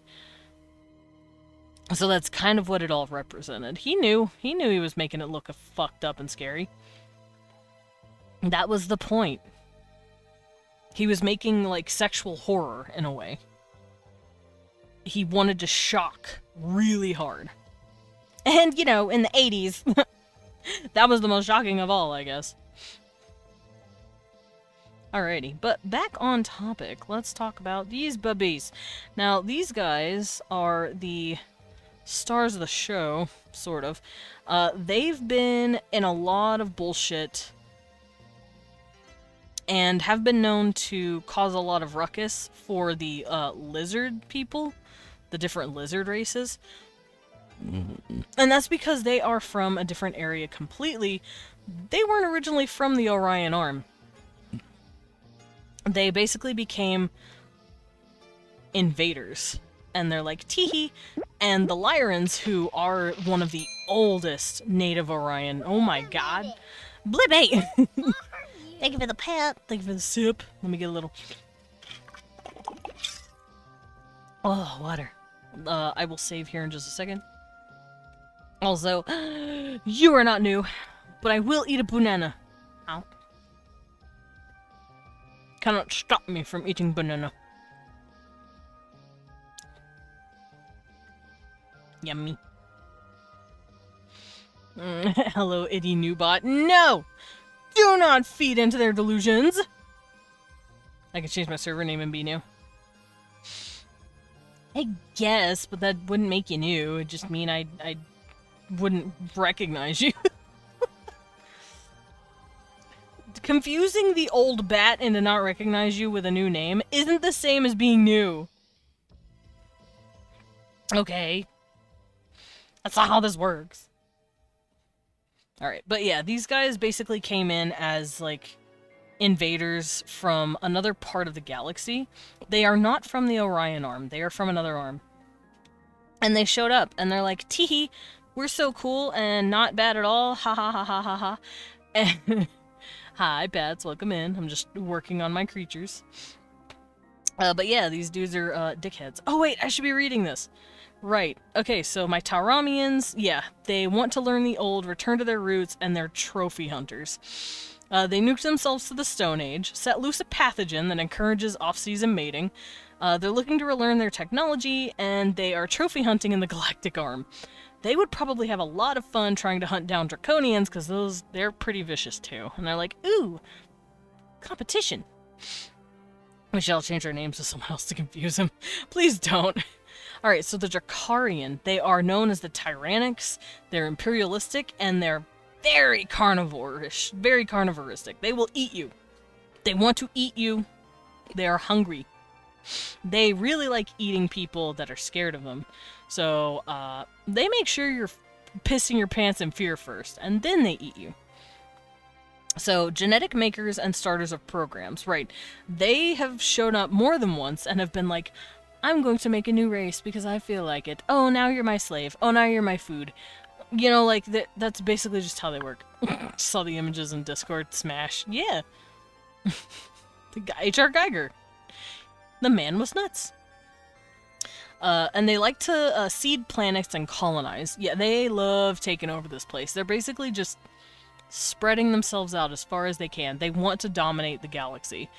They found a new arm and they want to take over. Horny Rornry Geiger. Horny Rornry Geiger. Yep. Nuts? Where? I want some nuts. What? No. Allergic.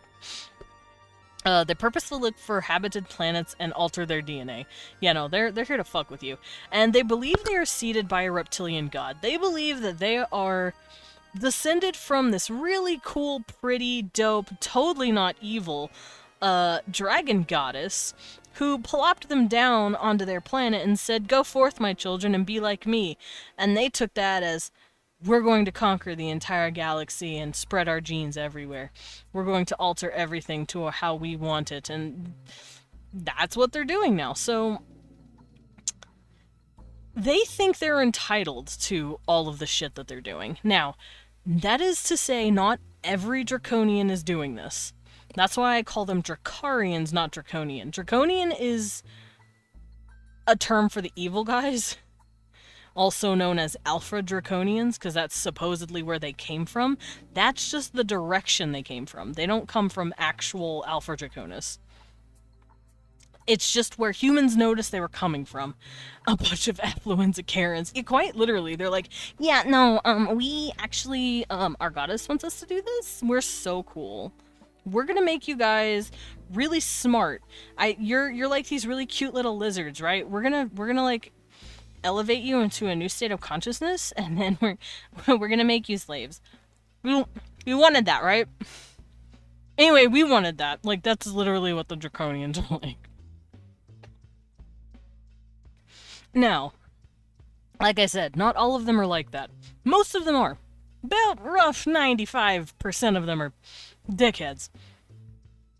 But a few of them have actually segregated from these guys, and they're like, whoa, we're not with them.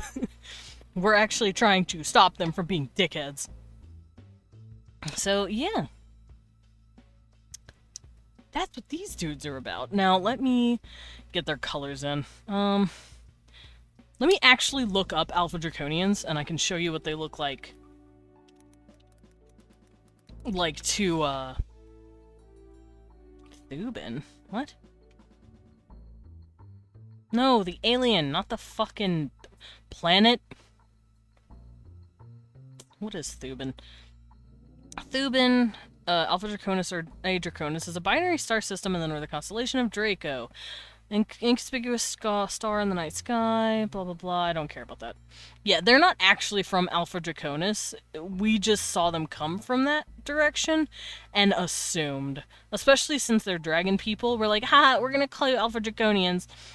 You see how dumb humans can be with their naming conventions, but it's fun, and I like doing it that way. So, the way Alpha Draconians are seen by the community, the UFO community. This is a pretty good representation of them. If they're leaders, they have wings. If they're not leaders, they don't. So most of these guys don't have wings. However, the females do. Because the females are the ones in charge. Also, hello, don't save. Oh, okay. I'm not gonna save then. No one can stop me. I'm never saving. Alrighty. Let me find more Alpha Draconian pictures. Like actual art pictures that people have drawn of them. It's hard to find because there's only a couple here and there. People don't really like draw the Alpha Draconians because they think they're evil. Thank you for the pet. Also, these are the guys that started the what? Workout. No save, then squats. Shit. Okay.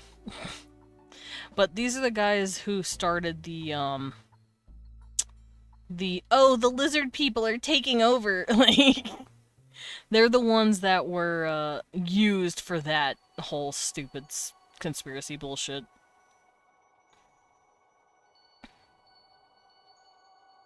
You know what I'm talking about. Wait, does he have the workout banana? My workout banana is not quite fully eaten, but it is sitting there just chilling. And it's not in my mouth right now, so don't worry. I'm not chewing my workout banana. I'll eat it after. Alright, let me grab my headset and let's go do some squams. Let me get my ass nice and fat. Do squamment. Put banana in mouth, do squems. I am not eating a banana while doing squats, Lillian. That's how you make me choke. A little boy in a bed. We want. Look, you have a boy. He's so soft. My cat's so soft and fluffy, y'all. You should be jealous of me. I get to pet my cat, and he's real fluffy. I thought workout banana was codename for something else. No! Lillian's telling me to put my banana, it's a snack, in my mouth and work out with it, and I don't. That's how you fuck me up. Alright. Let me stretch my legs. Because I don't want to pull anything. Alright. Oh, hold on. Ow, ow, ow. 1, 2, 3, 4, 5, 6, ow, 7, 8, 9, 10, 11, 12, 13, 14, 15, 16, 17, 18, 19, 20! Alright, 20. I did it. I did it. The cheese cat. I want to pet your cat. He's so soft. He's so clean and soft. And it's cute. Oof. Alrighty. Back in my chair. Yeah, I can't find any other, like, art that I'm thinking of.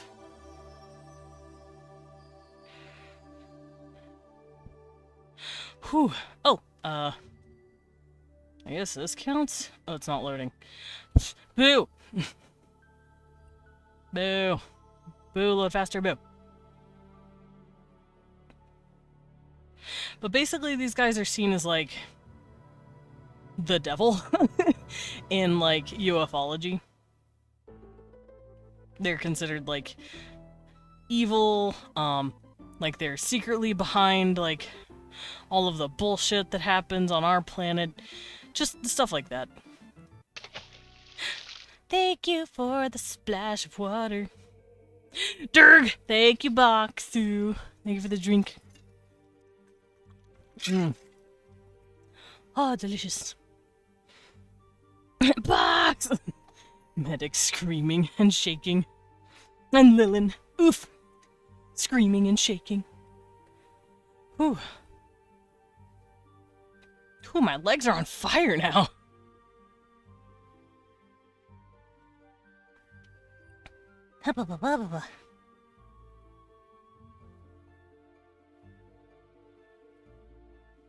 Okay. But yeah, not all of them are assholes. Just most of them are assholes. I hope that explains them. I'm trying to find a good fucking, like, picture of them, but it's hard.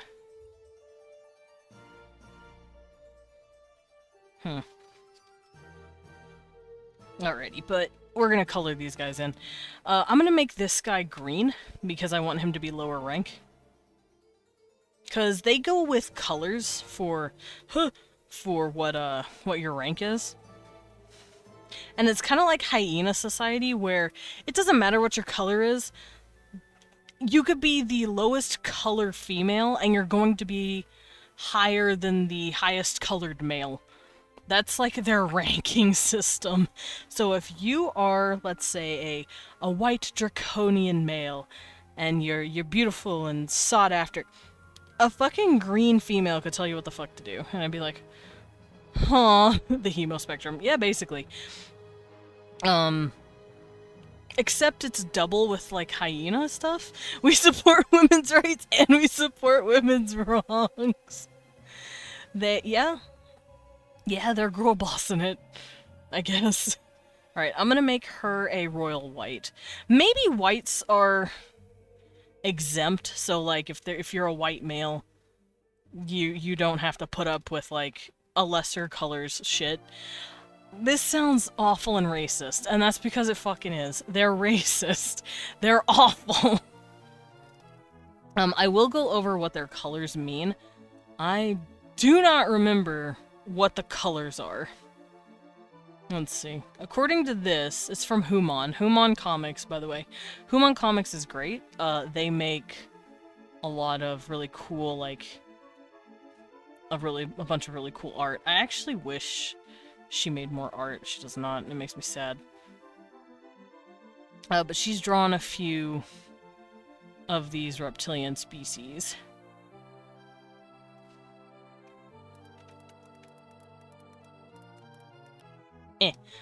They're Nazis. If this gets deleted, I understand. No, you're right. They're pretty much, like, they believe that not all colors are created equal. So if your scales are green, guess what? You're a shithead. It's like, oh, okay. And that's just how they work. I have to probably do some research on what the colors could be, because it seems like the only colors that really exist are the elite whites, and then there's like the bronzy colored ones, then there's green ones, and that's it. But I want there to be more colors. Maybe not blues. Well, maybe blue. I don't know. It just depends. But it looks like there's just mostly greens, bronzes, maybe a few golds, and then whites. And it's like, but that's boring. I want more colors. Thanks. Draconian color chart. Ooh, is this what I think it is? Hold on, I found a color chart, and maybe I can use this. What happens if you spray paint your scales to pass off as a different color? You get killed. If you try to imitate another color, you get fucking killed. Well, it depends on the color, I guess. If you're a green trying to pretend you're a brown, you'll probably get told to stop being a fucking idiot. But if you're trying to pretend to be a white, you'll probably get fucking murdered, because they are cannibalistic. They'll eat you. They believe they are higher than you, and they will eat you. Alright, so homeworld, Thuban. Body type draconic. Lifespan based on caste. Wow, very homestuck of you. Yeah, their caste system. They have a very rigid caste system based on their scale color. That's very sad. And this isn't even me. This is just the fucking writing. This is the alleged alien shit that's happened.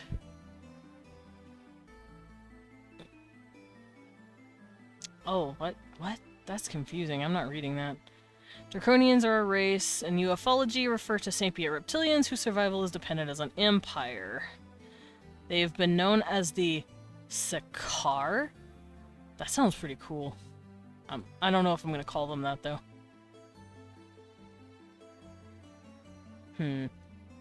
Okay, so this chart is not going to help me. Ow, ow, ow, ow, ow. A white male can still be told to go fetch his woman by a lower rank woman, I bet. Oh, I'm sure. I feel like it's kind of like a I'll still listen to you because you're a woman sort of situation. But if a lower colored female is giving him absolute shit, he'll be like, go fuck yourself. Leave me alone. But yeah, males are not treated very well in this society. They're usually smaller than the females. Like I said, it's very hyena structure.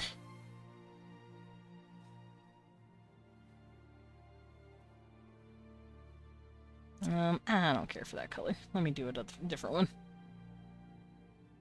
Yeah, that's fine, I guess. So this guy would be about mid-rank. I'm thinking I'm gonna go darks, like dark colors that look kind of muddy will be the lowest cast. And then it drifts up into greens, and then it drifts up into yellows, and then it drifts it to white. I don't think I'm going to add any blues or reds. I think it'll just be from about here to about here. I think this is the range of colors I'm going to stick with. So if you are super low on the caste system, you're going to be really muddy colored. Maybe down here. I kind of did this for the humans. Well, I keep trying to call them homins. Fucking Leon. Fucking bitch. Making me call shit homins. Yeah, so I think muddy browns like this would be considered lower class. And then once it drifts into the greener colors, darker greens are considered muddy. Then you can have like these brighter limer greens that are considered better. And then it pushes you into like golds next, like so.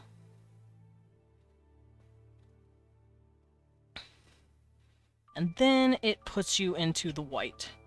So these are the ranked colors, I believe.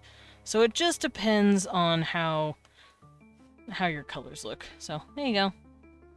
That would probably be a good color cast system for them. So if you're in the dark browns, you're not really considered... Hello? Hold on. I think I heard something. Give me a second.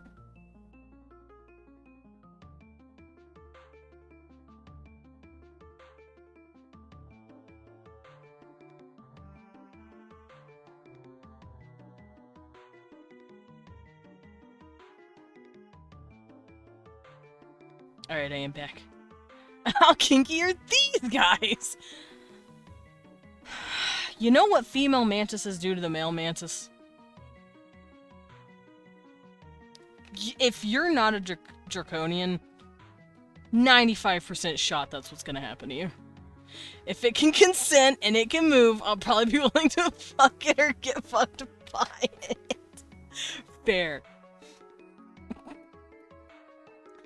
Fair is fair. Damn. Yeah. Yeah. I like how Sam just knows where I'm going with this. Yeah. Sighs, unzips pants anyway. I don't know why that joke is so funny to me. Okay, so these are the colors I'm gonna work with. What if I could shapeshift into a draconian? Then... depends on who it is. The females are very violent. And the males are usually kind of... so it just depends. It depends on what you are and what you're going for. Like you said, wait, I have no pants to unzip. Zam said, wait, I don't have the...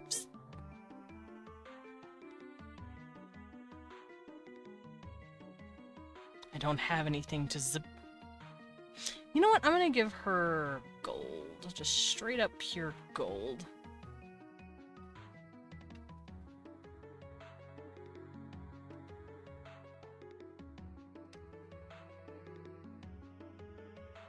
But yeah, it's rough. It's rough out here to be a fucking draconian or Dracarian male. You can use those words interchangeably, by the way. They don't have, like, they basically mean the same thing. Dracarians are just a nicer version of them. Draconian is just straight up the imperialistic version, the mean kind. If that makes sense. So I will use them back and forth. Here and there. Because they're technically the same species.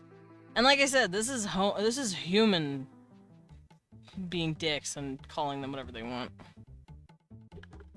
I'm cursed to have nothing to zip or unzip to show which brain cell I have. Fair. Yeah, just give Zam a piece of cloth that has a zipper on it, and he can make this sound for comedic effect.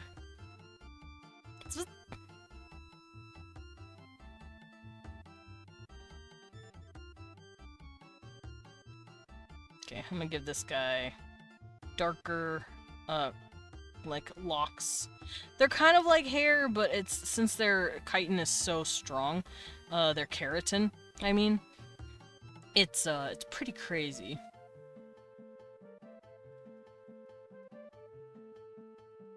There we go. I think I'll give this lady purpley blue eyes. Because I feel like it. Yeah. Do I want to give her gold hair? Nah, I'll let her hair stay the color she is. So yeah, this lady here would be a very rare Dracarian female. Who's got really pretty elite colors. And this dude's like middle ground-ish. He's middle class. I stole it from Desmond's wardrobe. I don't have anything that has zippers. Unless it's my boots. Alright, so we've covered these guys. They're mostly tyrannical, they're kind of crackheads, they think they're the best and that they're going to assimilate the entire galactic arm and galaxy into their empire. And these poor little babies are the byproducts of some of their bullshit. So these guys are called saurians, and they're little creatures. I'm gonna use the blue to draw them in. Once again, the males have big ol' frills on the tops of their heads. Actually, I don't think there's much of a difference for the dudes versus the ladies. The ladies are just a lot bigger, and they have wings. The men do not. Males do not have wings. Or, no, it's... I keep forgetting, it's the opposite. Males are like drones that have wings, the females do not have wings. I'm so stupid.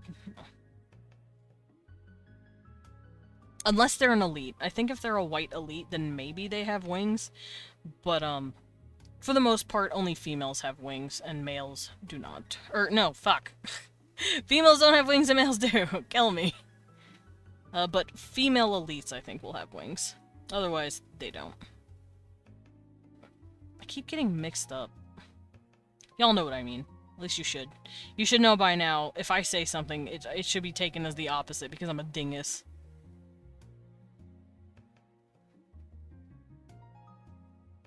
Alright, but yeah, these little babies are the byproduct of one of the Draconians' genetic experiments. They also genetically uplifted these creatures, because they saw some developing lizards and went, hey, we're lizards. Hey, you guys are lizards? Yo, we should make you guys be really smart lizards. And then when they became bipedal and could walk and could talk, the Draconians went, anyway, you're our slaves now. So, these guys have had a very rough go of it. They have only really recently, within like the past 50,000 years, got out of the tyranny. So, you know. Suffering. They've had a lot of bullshit. But now they're fine. They've found their independence. They, however... Why the fuck are you not doing it? They, however, have no home. Really? Because they don't know what planet they were even from, to begin with. Hytale had a huge end of the year video. Nice! I will be watching that. How long is it? Hold on. Oh, it's Quebec. Now, do I want to watch Queebix video, or do I want to watch Hytale's video? We can cover that at the slight end of stream here. Let me go to Hytale real quick. Hytale.com blog. Alright, cool. Yeah, we'll cover this in a bit, whenever we're closer to ending. Because I'm very excited. Put in your VC for your pleasure. Yeah, I saw. That's what I clicked. Oh, there's a gap here! Oh my god! Oh. Oh, look, I found it. I fixed it. Gotcha. I just wanted to know it released. Yeah! Alright, so the Saurians. They are... their stuff is called Generational Trauma. Recently freed. Yeah, they are genetically evolved species by the Draconian Empire. They have been enslaved for quite a long time, for about 500,000 years. And they've recently broke free within the last 50,000 or so. We be needing out. Yeah. I'm ready. I'm ready for Hytale. I feel like it's... If the beta doesn't come in 2025, I'm going to riot. Burpees? No. Squats? Oh shit. I was about to say, I don't know how to do burpees. Don't make me. Squats are okay though. Right, more squats. Hey babe, my ass is gonna be so fat for you. He did a nice little nod, like, yeah, yeah. Alright, let's stretch my legs again. Hi, Cecil. Are you a little gargoyle on my chair? I had, apparently I had Cecil on the headrest of my chair. Just chilling, and, I rotated him. Get rotated, idiot. You're so handsome.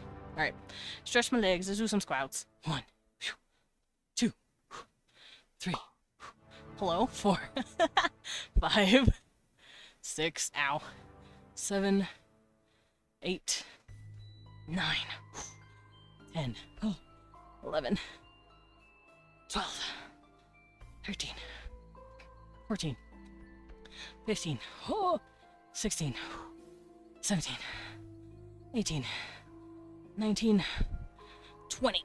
Oh, yeah. I popped my fingers. It felt great. Hi, Kibbin. What if I kissed you on the nose? Oh! Oh, fussy! He's fussy now! You are no longer made. No, I am now Benui. Tee. It's me, Benui Desmond. Ow! I stabbed my nail! On my own shelf! That sucked. Alright. I'm on the floor. Damn it! Not quite the Family Guy death pose. Hey, you like my bunny tail? Do you like the bunny tail? It's cute. I'm not Benui. Yeah, I'm Benui. I'm gonna also eat another bite of my banana. I'll go this.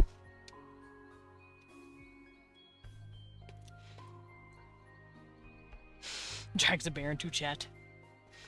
He's over there. He's just chilling. Alright, but yeah, this is the first mention of something called the Arcturians. Now, the Arcturians are not a playable race. They're too good for that. At least they think they are. And they are these enigmatic blue guys that... They look like Megamind. I ain't gonna lie to you. They look like Megamind. That's what people have been saying about them. The entire time I've shown pictures of them. But the Arcturians are this mysterious group of people that no one really knows what the fuck they're doing. But sometimes they are magnanimous enough to use their very... almost magic-like technology to just drop in and help. Why they don't do that for everyone, people don't fucking know.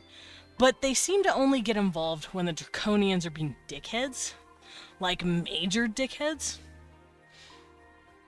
If I make you uncomfortable, please let me know. Nah, you're fine. I'm just a dumbass. You are fine. But yeah, so they've come in and actually helped the Saurians. And Saurians nowadays, like I said, they don't really have their own planet. They've they were kind of plucked up from their home planet. They don't know what the fuck it's called. And they've just been on draconian ships and colonies their whole, like, species life. So, like, I don't know where the fuck we're from. Nowadays, they kind of colonized on Earth. Thank you, Bibbin. Because Earth is one of the few planets that draconians cannot touch. And they're like, we're not going out there. It's mean. They're mean. Our parents are evil. So they're hiding from them, basically. And that's the poor Saurians. Let's see. Yeah, they live in colonies and mainly on Earth. They learn from the Syrians about genetic stuff. Alright, they're learning stuff. They're trying to figure out where they're from. Because they're like, I would love to actually go home. Maybe one day. Have my own place. Have my own apartment, you know? But it's easier said than done. So, they're usually green. They can be different colors, but they're usually green.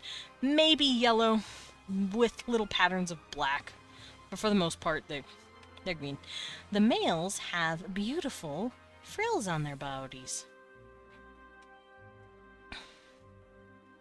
They have these, like, pretty yellow frills like this. Let me go back in and fix that.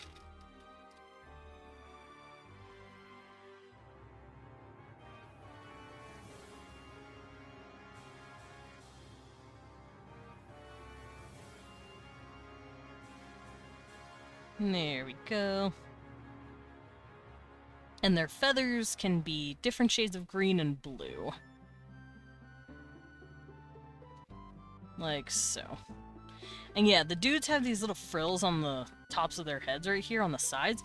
And then when they... which race is the horniest? Orcs. Thank you, Loros. I don't know. Probably the Tauramians. Since they've got the pulse thing going on. Also humans. Humans are pretty horny.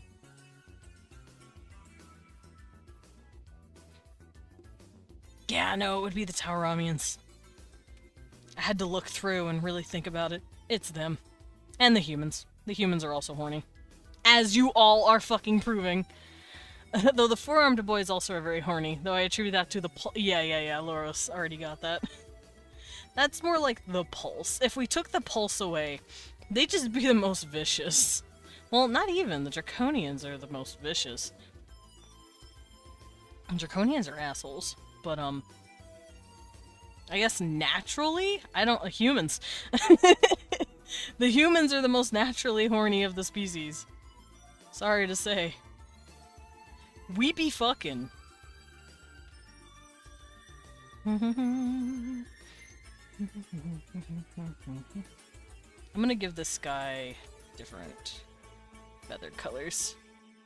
Like I said, they can have blues and shit in their stuff.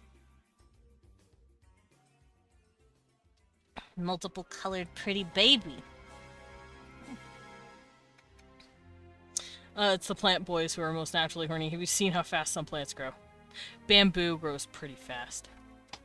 Also, there are currently no plant boys. So that can't even be used.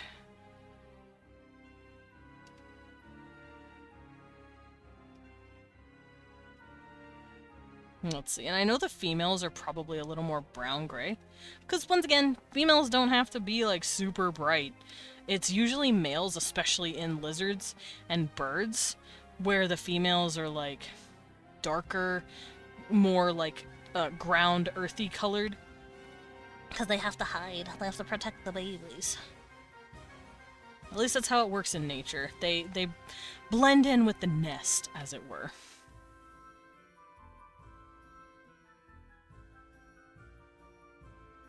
Meanwhile, the males are big, pretty, flashy bitches.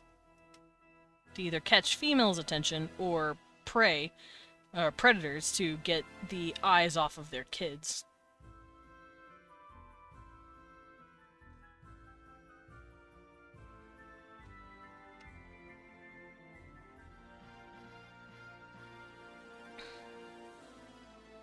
I will give her very pretty feathers, though. Nuh-uh, yes you can. I just said bamboo grows like a motherfucker. Bamboo is crazy. I don't like the color of this. Let me make it a little better. Yeah, there we go. That's prettier. That matches. I'll give her little streaks of gold here in a second. Also, I'm sorry guys, but every single species you see here does not have nipples, and they do not really have boobs. The females are usually rounder, and they have huge hips, because they gotta lay eggs. So the females have big ol' hips, so if you're into hips, bam, there it is, but they do not have mammaries. I am not Skyrim, these are not Argonians. You cannot force me to give lizards tits, I'm sorry. I will not do it. If you want to give your lizards tits, do it. You're allowed. I don't want to, though.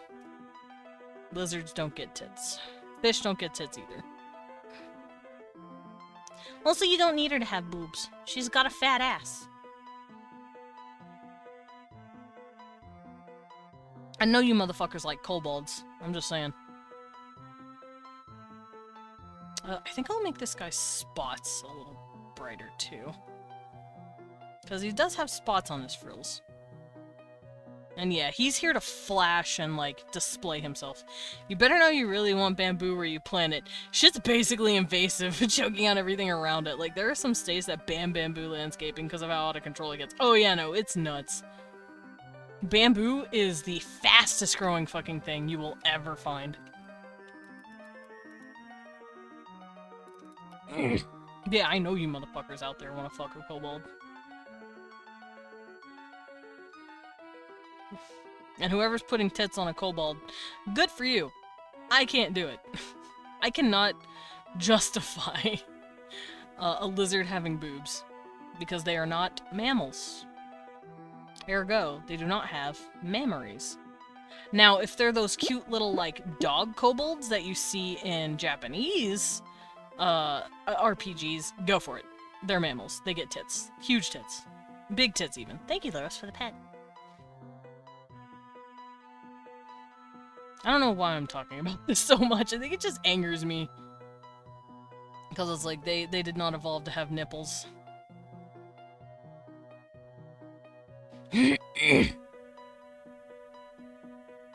Ooh. Trying to find cute lizard kobolds. I heard boobs on dogs. You did. The way Japanese kobolds work is that they look like hyena things. They're like little hyena guys. And I was talking about, like, Western kobolds versus Eastern kobolds. I said our kobolds are, like, more draconic. So I'm like, yeah, no, they're lizards. Don't put tits on them. And then I was like, but, Japanese kobolds, go for it. Huge boobs. Give them. Do it. You know what? I'm just gonna look at the kobold I drew. I did draw a kobold for someone in for a commission a long time ago.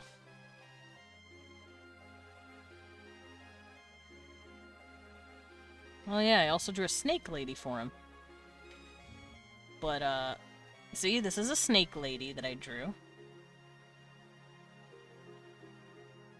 She ain't got no boobs, but she's got a huge fat ass. Same thing with this little cutie. She ain't got no boobs, but she's got a huge fat ass. My lizards are fat-assed. Oh, she'll eat a cracker. She's eating a cracker. She like cracker. Okay, I'm gonna move this out the way. There we go. Honestly, justify my plant people having tits via said they don't make milk, they make sap. It depends. I wouldn't give plants tits either, but that's just me. If it's not a mammal, it's not getting boobs. Unless it's a bird and they have that plumage, that natural fluffy plumage, but it's technically not boobs, it's boob coated. It is now a parrot by association. If I give you the power of heat sacs, in which tits are where they house two organs that help generate heat or help cool them off, since they lack the benefits of pores due to their scaled bodies. No. Welcome in, Bonbon. Thank you for the follow. Why didn't it pop up here? Hello? Go. Hello there. Ah! Welcome in, Bonbon. Thank you for the follow. Welcome to the Bat Cafe. Please take a seat, enjoy your stay, and enjoy some tea while you're at it. And thank you for the pet Laros. Yeah, since you came in on a Wednesday, this is World Building Wednesday, and I am screaming about boobs. As always. No, I'm screaming about the evolutionary reason why lizards should not have boobs. And why it bothers me when draconian and lizard people have tibbies. If they don't have nipples, they shouldn't have tits. I'm just saying. Alright, so... Oh, right. I want to give her little gold flakies. She's so pretty. Also, you walked in on me drawing and coloring in my races. These are different alien species that I've been creating. My humanoid beings... Got my animals. There's some birds. My frogs. My crackheads. My dragons. And right now I'm coloring in my little bird babies. My little, not birds, they're lizards. They're like frilled lizards, kind of. That's a good way to put it. I don't know if that's gonna work. That looks a little silly. I have an idea. What if I have certain rows of their feathers doing cool shit, like this? Kind of like patterns? I think that'd be pretty. Yeah, something like that.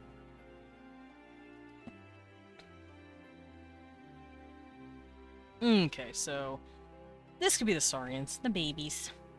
And finally, the Sasani. They have also had to deal with draconian bullshit. It's chill, it's just my own way to have kobolds have their own snitties. And that's fair, you're allowed.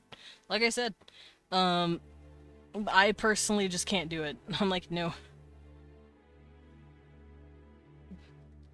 Lizards and snakes do not get boobs.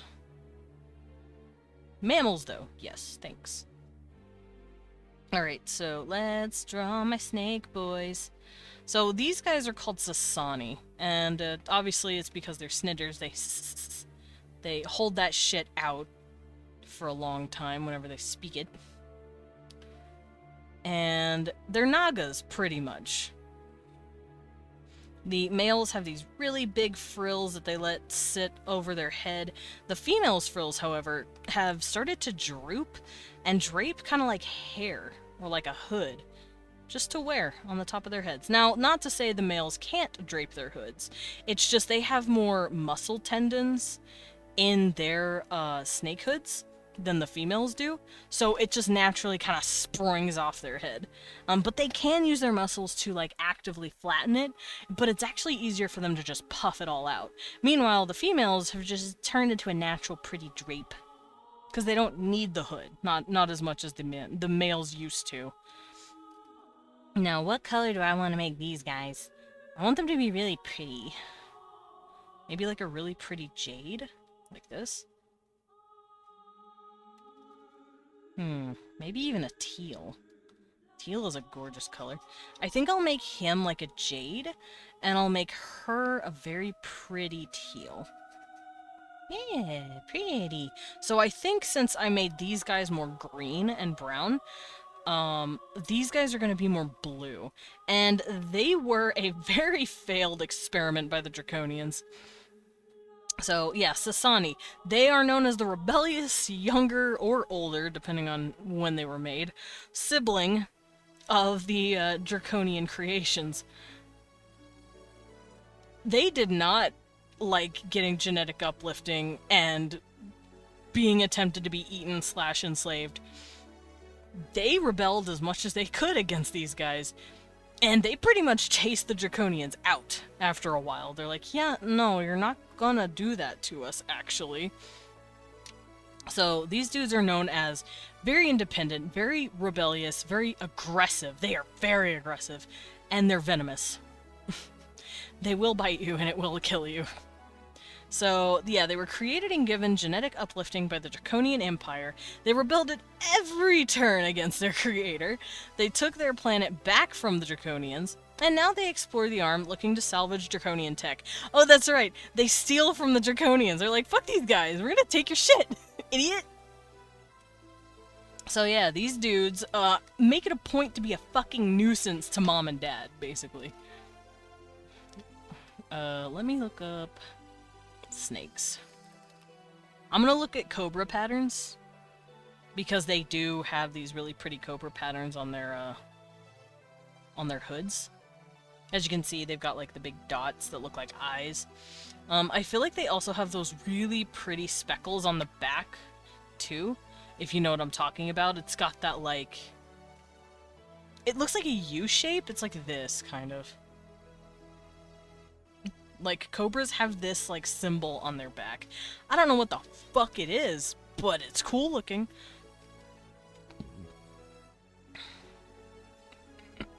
But yeah, these are my Sasani, and I love them. They are baby. And they will fight Draconians at any fucking point they can. They will fight you. They will fight you so hard. They say, we no likey.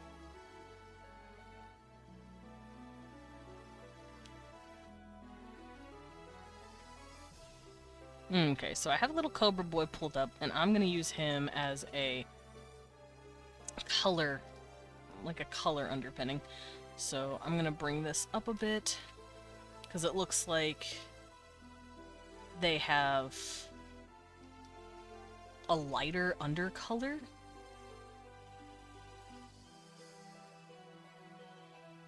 I have an idea. We'll make this easier.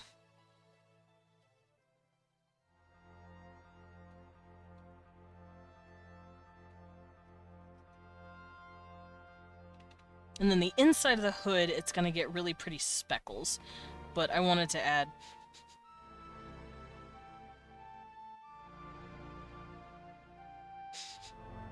What am I smelling?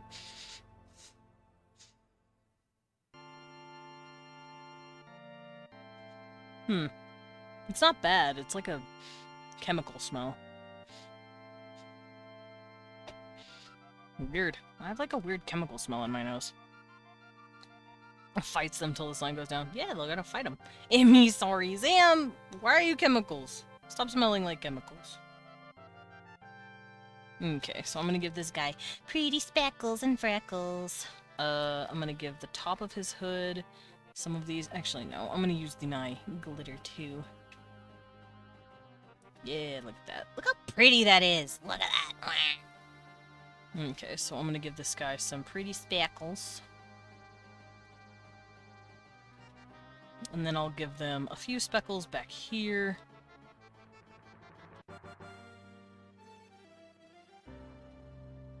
And then this is a very dark color. It's like this. And the reason I'm spackling it like this is because I'm like trying to simulate the scales pretty much.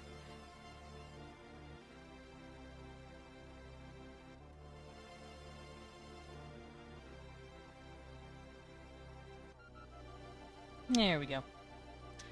Alrighty, and then I will give him his eyes. Look how pretty he is. What color eyes do I want to give this boy? Maybe yellow. Yellow's just a pretty color for snakes. Bronzy, those bronzy ass colors, they're very pretty on snakes. On just any lizard. There we go. Look at the boy. Alright, female, very similar. So I'm going to do what I did here. I'm going to bring up the color a little bit for her skin right here.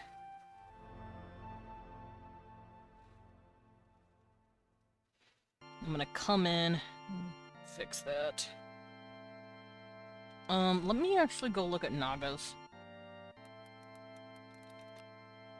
I'm all chemical. Yeah, that sounds about right.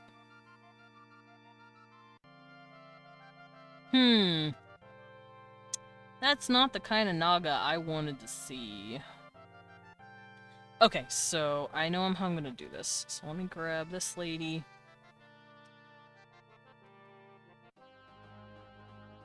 So then I'm going to do this. Because you can't really see this on the dude. You can't see his under chest. You can see it on the woman. Also, let me do this. I forgot to give her her neck scales, quote unquote. There we go.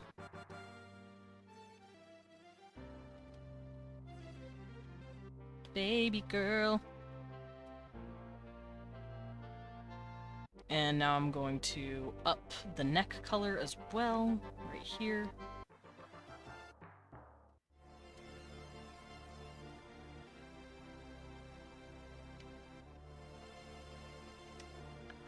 Ah, my ear hole. My ear hole is okay. Don't worry about my ear hole. Ads will start in a minute. Just warning you guys now.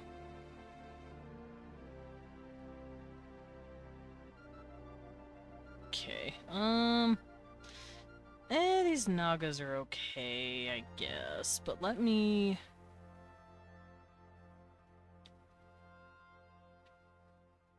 Yeah, so the way their hoods work, the reason it, like, looks really strange on them, is because it's actually attached to their what is it called? The clavicle, I believe? It's like the bone right here, like the collarbone. Not the clavicle, it's called the collarbone. Kill me. So the hood actually comes down their head, fluffs out, whatever, and then that big muscle tendon is attached right here to the neck, and the ends connect to that collarbone right there, so that's kind of what they look like. And then they've just got a big... It's like this part of the neck came up and is like really big now. That's the best way to describe it. So that's what's happening here. It's actually attached to her clavicle. Or, fuck me. Collarbone. Y'all, I forget words.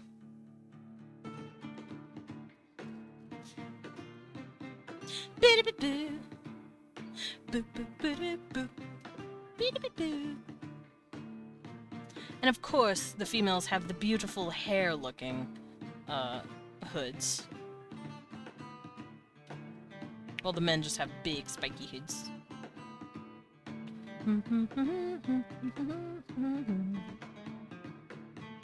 And the females, I feel like, have a lot more spackling inside the neck piece.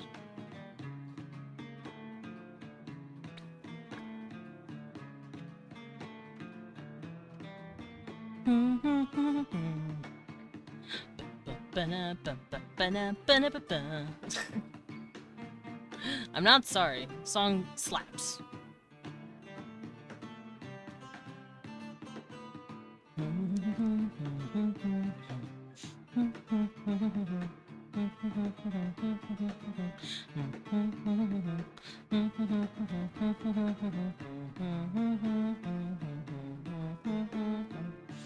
Okay, so I think I've pulled up everything I want to for these guys.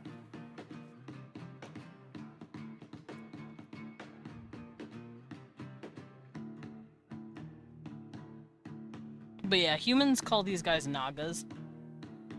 Even though they don't have tails, they do have feet and hands. They walk. No, yeah. Shit, now I don't know. Should I make them tails? Should I? Well, they're obviously going to have tails no matter what.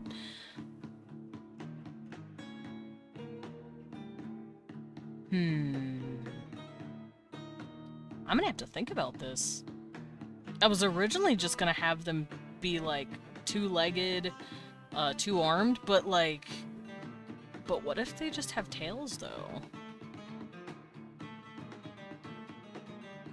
What if they just straight up are Naga?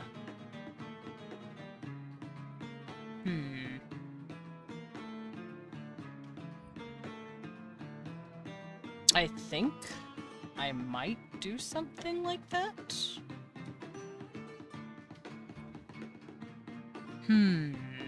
I'm gonna explore it. I'm gonna figure it out. Oh, stretch and pop. There we go. Yeah, I think I'm gonna think about it. Because I'm leaning towards giant tail for legs. But I don't know. We'll see. Do do do do do do boo do boo do boo do boo do boo do do do do.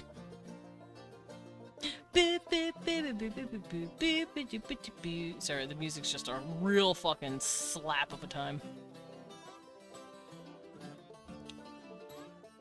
Alright, so yeah, those are all the patterns. There's my little babies. I think I'll give the... Ow. Ugh, I'm on the floor. Thanks. Thanks, actually. I think I'll give the ladies little eyes in here as well, but nothing crazy. Just something small. Because I've realized female cobras have the exact same patterning as male cobras. It's just these guys have let their hoods just fall. Also, hi, Sam. Alright, the Sasani, done. So, with that out of the way, I think I'm gonna call it here. Well, first we can go over the hightail thing, and then we can call it here. So, let me do that. I'm gonna turn off my tablet.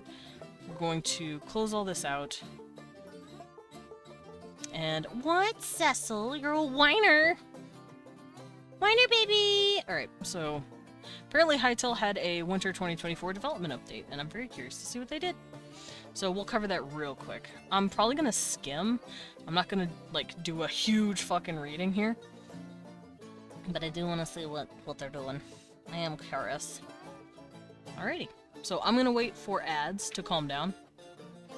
And then we can read it. Alright, ads are done, I believe. Are we all here? Are we all back?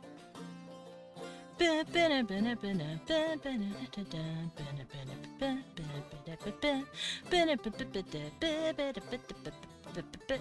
think we're all here. Okay, so, for those of you who don't know what Hytale is, it is a game developed by the Hypixel Studios people. You know, the Hypixel server from Minecraft. Yeah, they're making a game. Well, at least some of them are. Some of them split off from the Hypixel team to officially make their own Minecraft. Minecraft 2, if you will, except it's a lot better. Because it's not made in Java. They're also making it to where you yourself can mod it in the game. So, you know, you don't have to download mods that are really incompatible with different versions and all that. It's going to be a lot smoother. And since it's being made in C++, they've also made it cross-compatible. So, I've been jived about this game since 2019. I've been watching it since that January that they announced the... Well, I think they announced the trailer like a month or two before that, but I was very excited. I signed up for the beta like a month after the trailer dropped. And I've been waiting patiently ever since for a beta to drop, so whenever that happens, I'm on immediately. So what we're going to be doing in Hytale is, for those of you who know what Vandalt is, it stares at me one, we're going to be making that as an MMO. But first, we have to get the fucking game out, and we want to sink our teeth into it, as it were, to figure out how it works. And how to get our vision realized. So, this is a big update, and we're gonna read it.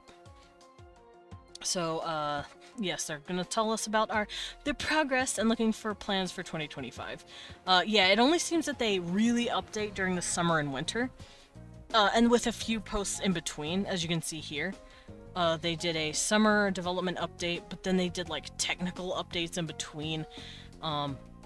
And they realized that people didn't really like that. People want to see what the fuck they're making, because they were a lot more chatty about their stuff a few years ago. So people started assuming they were stopping, like, transparency. But the thing is they had to switch engines. They actually stopped using JSON or Java as an engine, and they had to remake an engine from scratch using C++. So that's been taking them the last, like, 4 years. That's what they've been doing, which, that's nuts. Alright, so, yeah, in their summer update, it explained, just stuff that they're doing. Blonks. Filling in the blonks. Creative goals, yep. I don't really, like, read all this stuff out. Like, I skim. I don't read all of it crazy. Yeah, see, they're starting to see the benefit of their new engine over the old because, like I said, they had to completely remake it. And now they're starting to add visual assets. The reason we haven't really been seeing anything visual from these guys is because they don't have anything in the engine yet. But now they are adding stuff in, and it looks cool. They've had stuff in, I want to say, for about half a year to a year, that they've been adding in shit, and that's because they've had a few arena tests with pre-alpha players. So, yeah, they're not playing catch-up. They're starting to see the benefit of the new engine of the old, particularly when it comes to networking and social features. In late November, we celebrated 100 players online in the capital at the same time, a bar we hadn't hit in Legacy. Yeah, see, their Legacy is the word for their old engine. So they are officially moving from their legacy engine to their new engine, which is a good thing to hear. Blancs has been built from a mixture of placeholder and spoiler content. Oh yeah, according to one of the people that did a little fighting arena event, a lot of the weapons were just blank fucking white squares. And they're like, obviously they haven't put the textures in yet. It's fine, it's a placeholder. So yeah, they've had a bunch of placeholders, and they've been doing a bunch of engine playtests. They haven't been as worried about adding visuals, which is why we don't see anything. If you don't have visuals, there's nothing to fucking see. So they teased these little guys during Halloween, these little undead dudes, which we already knew skeletons were going to be a thing, but apparently they're making them an actual faction, the undead faction. Look at these guys. And these are some of the visual models and effects that they've created. Here's some certs. I like these guys. They look really cool. The undead has had a major revamp. That's true. Their undead was just kind of there, and it seems like they're trying to make them something more official. So here's a little guy just chilling. Both from a narrative perspective and in terms of their look. And the screenshot, an undead miner awaits the player in a cave in one of Orbis's temperate regions. Yeah. So it seems like they're trying to add a bit more lore as well, which is cool. They're not just throwing in monsters for the sake of throwing in monsters. They're like, yeah, no, skeletons and undead exist here for a reason, and this is the reason. Go figure it out. Alright, I'm not gonna tell you, but go figure it out yourselves, no doubt. Yeah, see? Ooh, here's a lighting system as well. So these are glowy little blocks that they got put down in these little rooms to test how they look. Look at that! You see these? You see these stupid fucking little block glowing? That's how you know it was in Java. It looks so Minecrafty and dumb. And then over here, look at that beautiful smooth. Look at that C++ working, baby. Look at that. It's so pretty.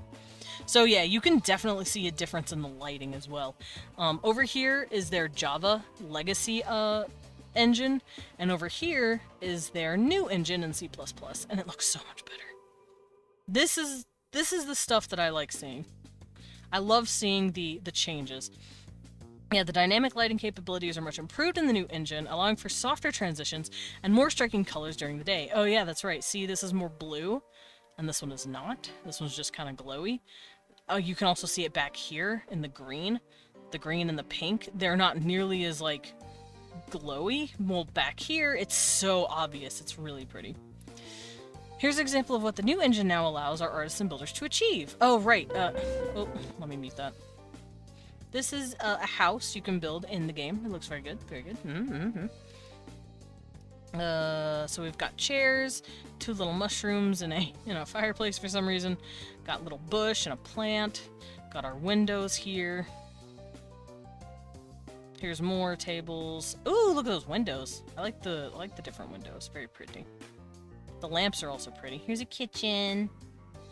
Got a chest. Got some clutter over here. Got some chests, bookshelves. The bookshelves are very 3D. I really like it. Instead of just being like a block, like what Minecraft does, they actually give us like very 3D assets. It's very nice.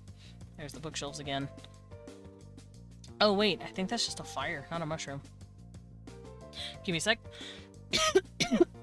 My throat's dry. I need to drink a water. Yummy. Alright, so this guy's going back downstairs. Boop, boop, boop, boop. Oh, and the doors closing are very dynamic, too. They like, when they open, they do this like little jiggle. It's really nice. Oh yeah, that's ore as well. Hold up. This, as you can see here, how it's like sticking out, that's ore that you can mine. It's really cool. It's very 3D, very nice. Alright, cool, cool, cool. Demonstrates the progress we've made. There's still a number of placeholder elements on display, including player animation and movement. You'll notice a bit of awkwardness. Yeah, that's fine. They're just cleaning that up. Made big strides in terms of our build. Oh, right. They've also added in something called prefab building. So this is probably going to show it off here. This is a mountain. Oh, loud. That you can start selecting shit for. And look, he picked a house and he just plonked it down. These are prefab builds. So it's a build that you can make and then probably save. See, look at that. It's just a rock. Boop. A boopus. Look at that. It's like painting, but in 3D in the game. It's really cool. And you can put down trees. You can like, it looks like he's rotating it by a direction. And there's another oak tree. Rotate that shit. Place that shit. Place that shit. So this is going to make building, especially for what me, Leon, and our other gang members want to do, this is going to make this shit so fucking easy. Because my job for the old server when we were making stuff was to do landscaping and building prefabs. Kind of. It's what I was sort of working on. I helped build. In this, I can just straight up make it, put it in the fucking gallery, and be like, okay, a world builder guy, one of our team people, go forth and put the trees down and put the rocks down. Thank you. It's gonna make shit a lot easier. Prefabs make the world go round. And this is so good. It's kind of like, what is that mod? It's a mod in Minecraft. Yeah, put the trees down.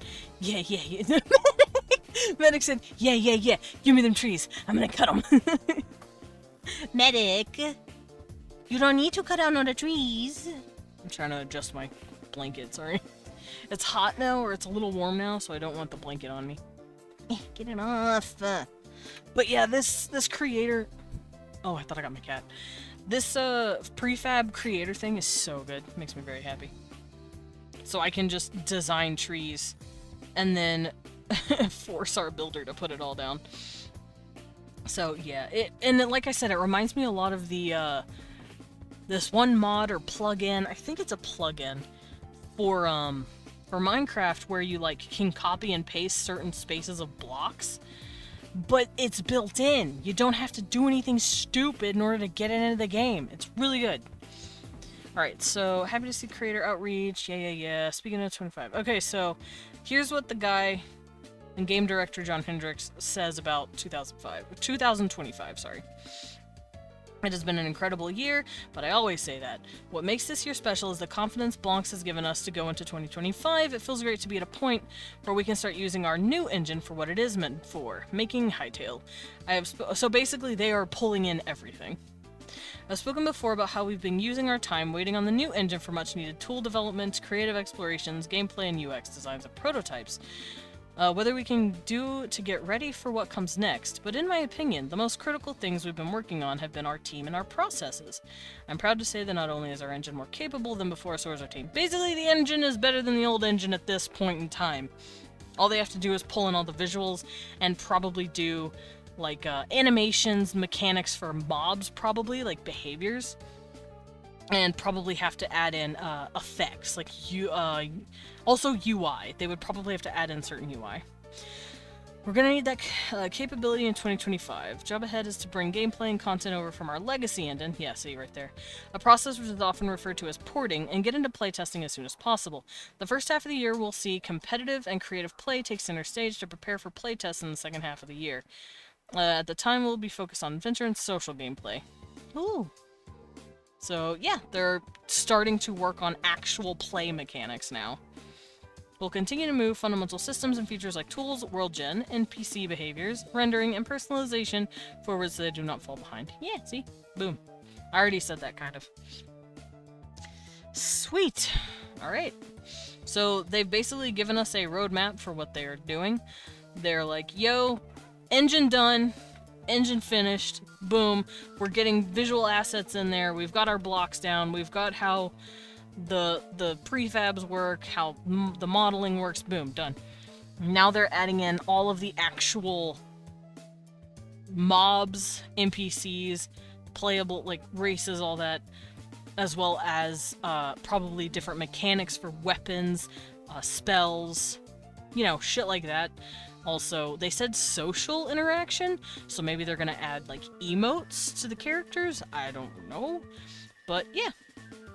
I'm very excited. Something tells me it's not gonna be done completely, though, until, like, late 2026.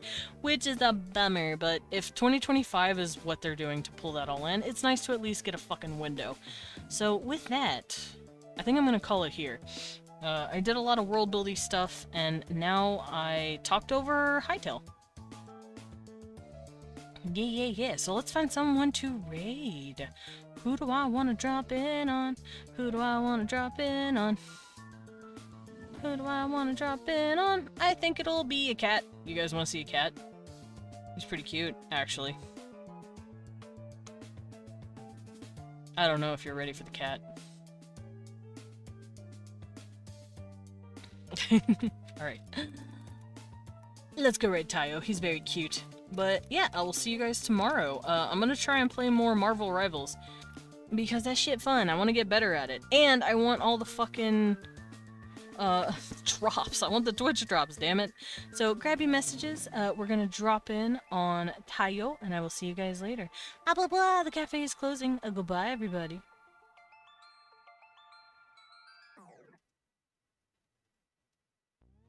Yeah, Marble Rubles. We're gonna play Marvel Rivals. Get ready.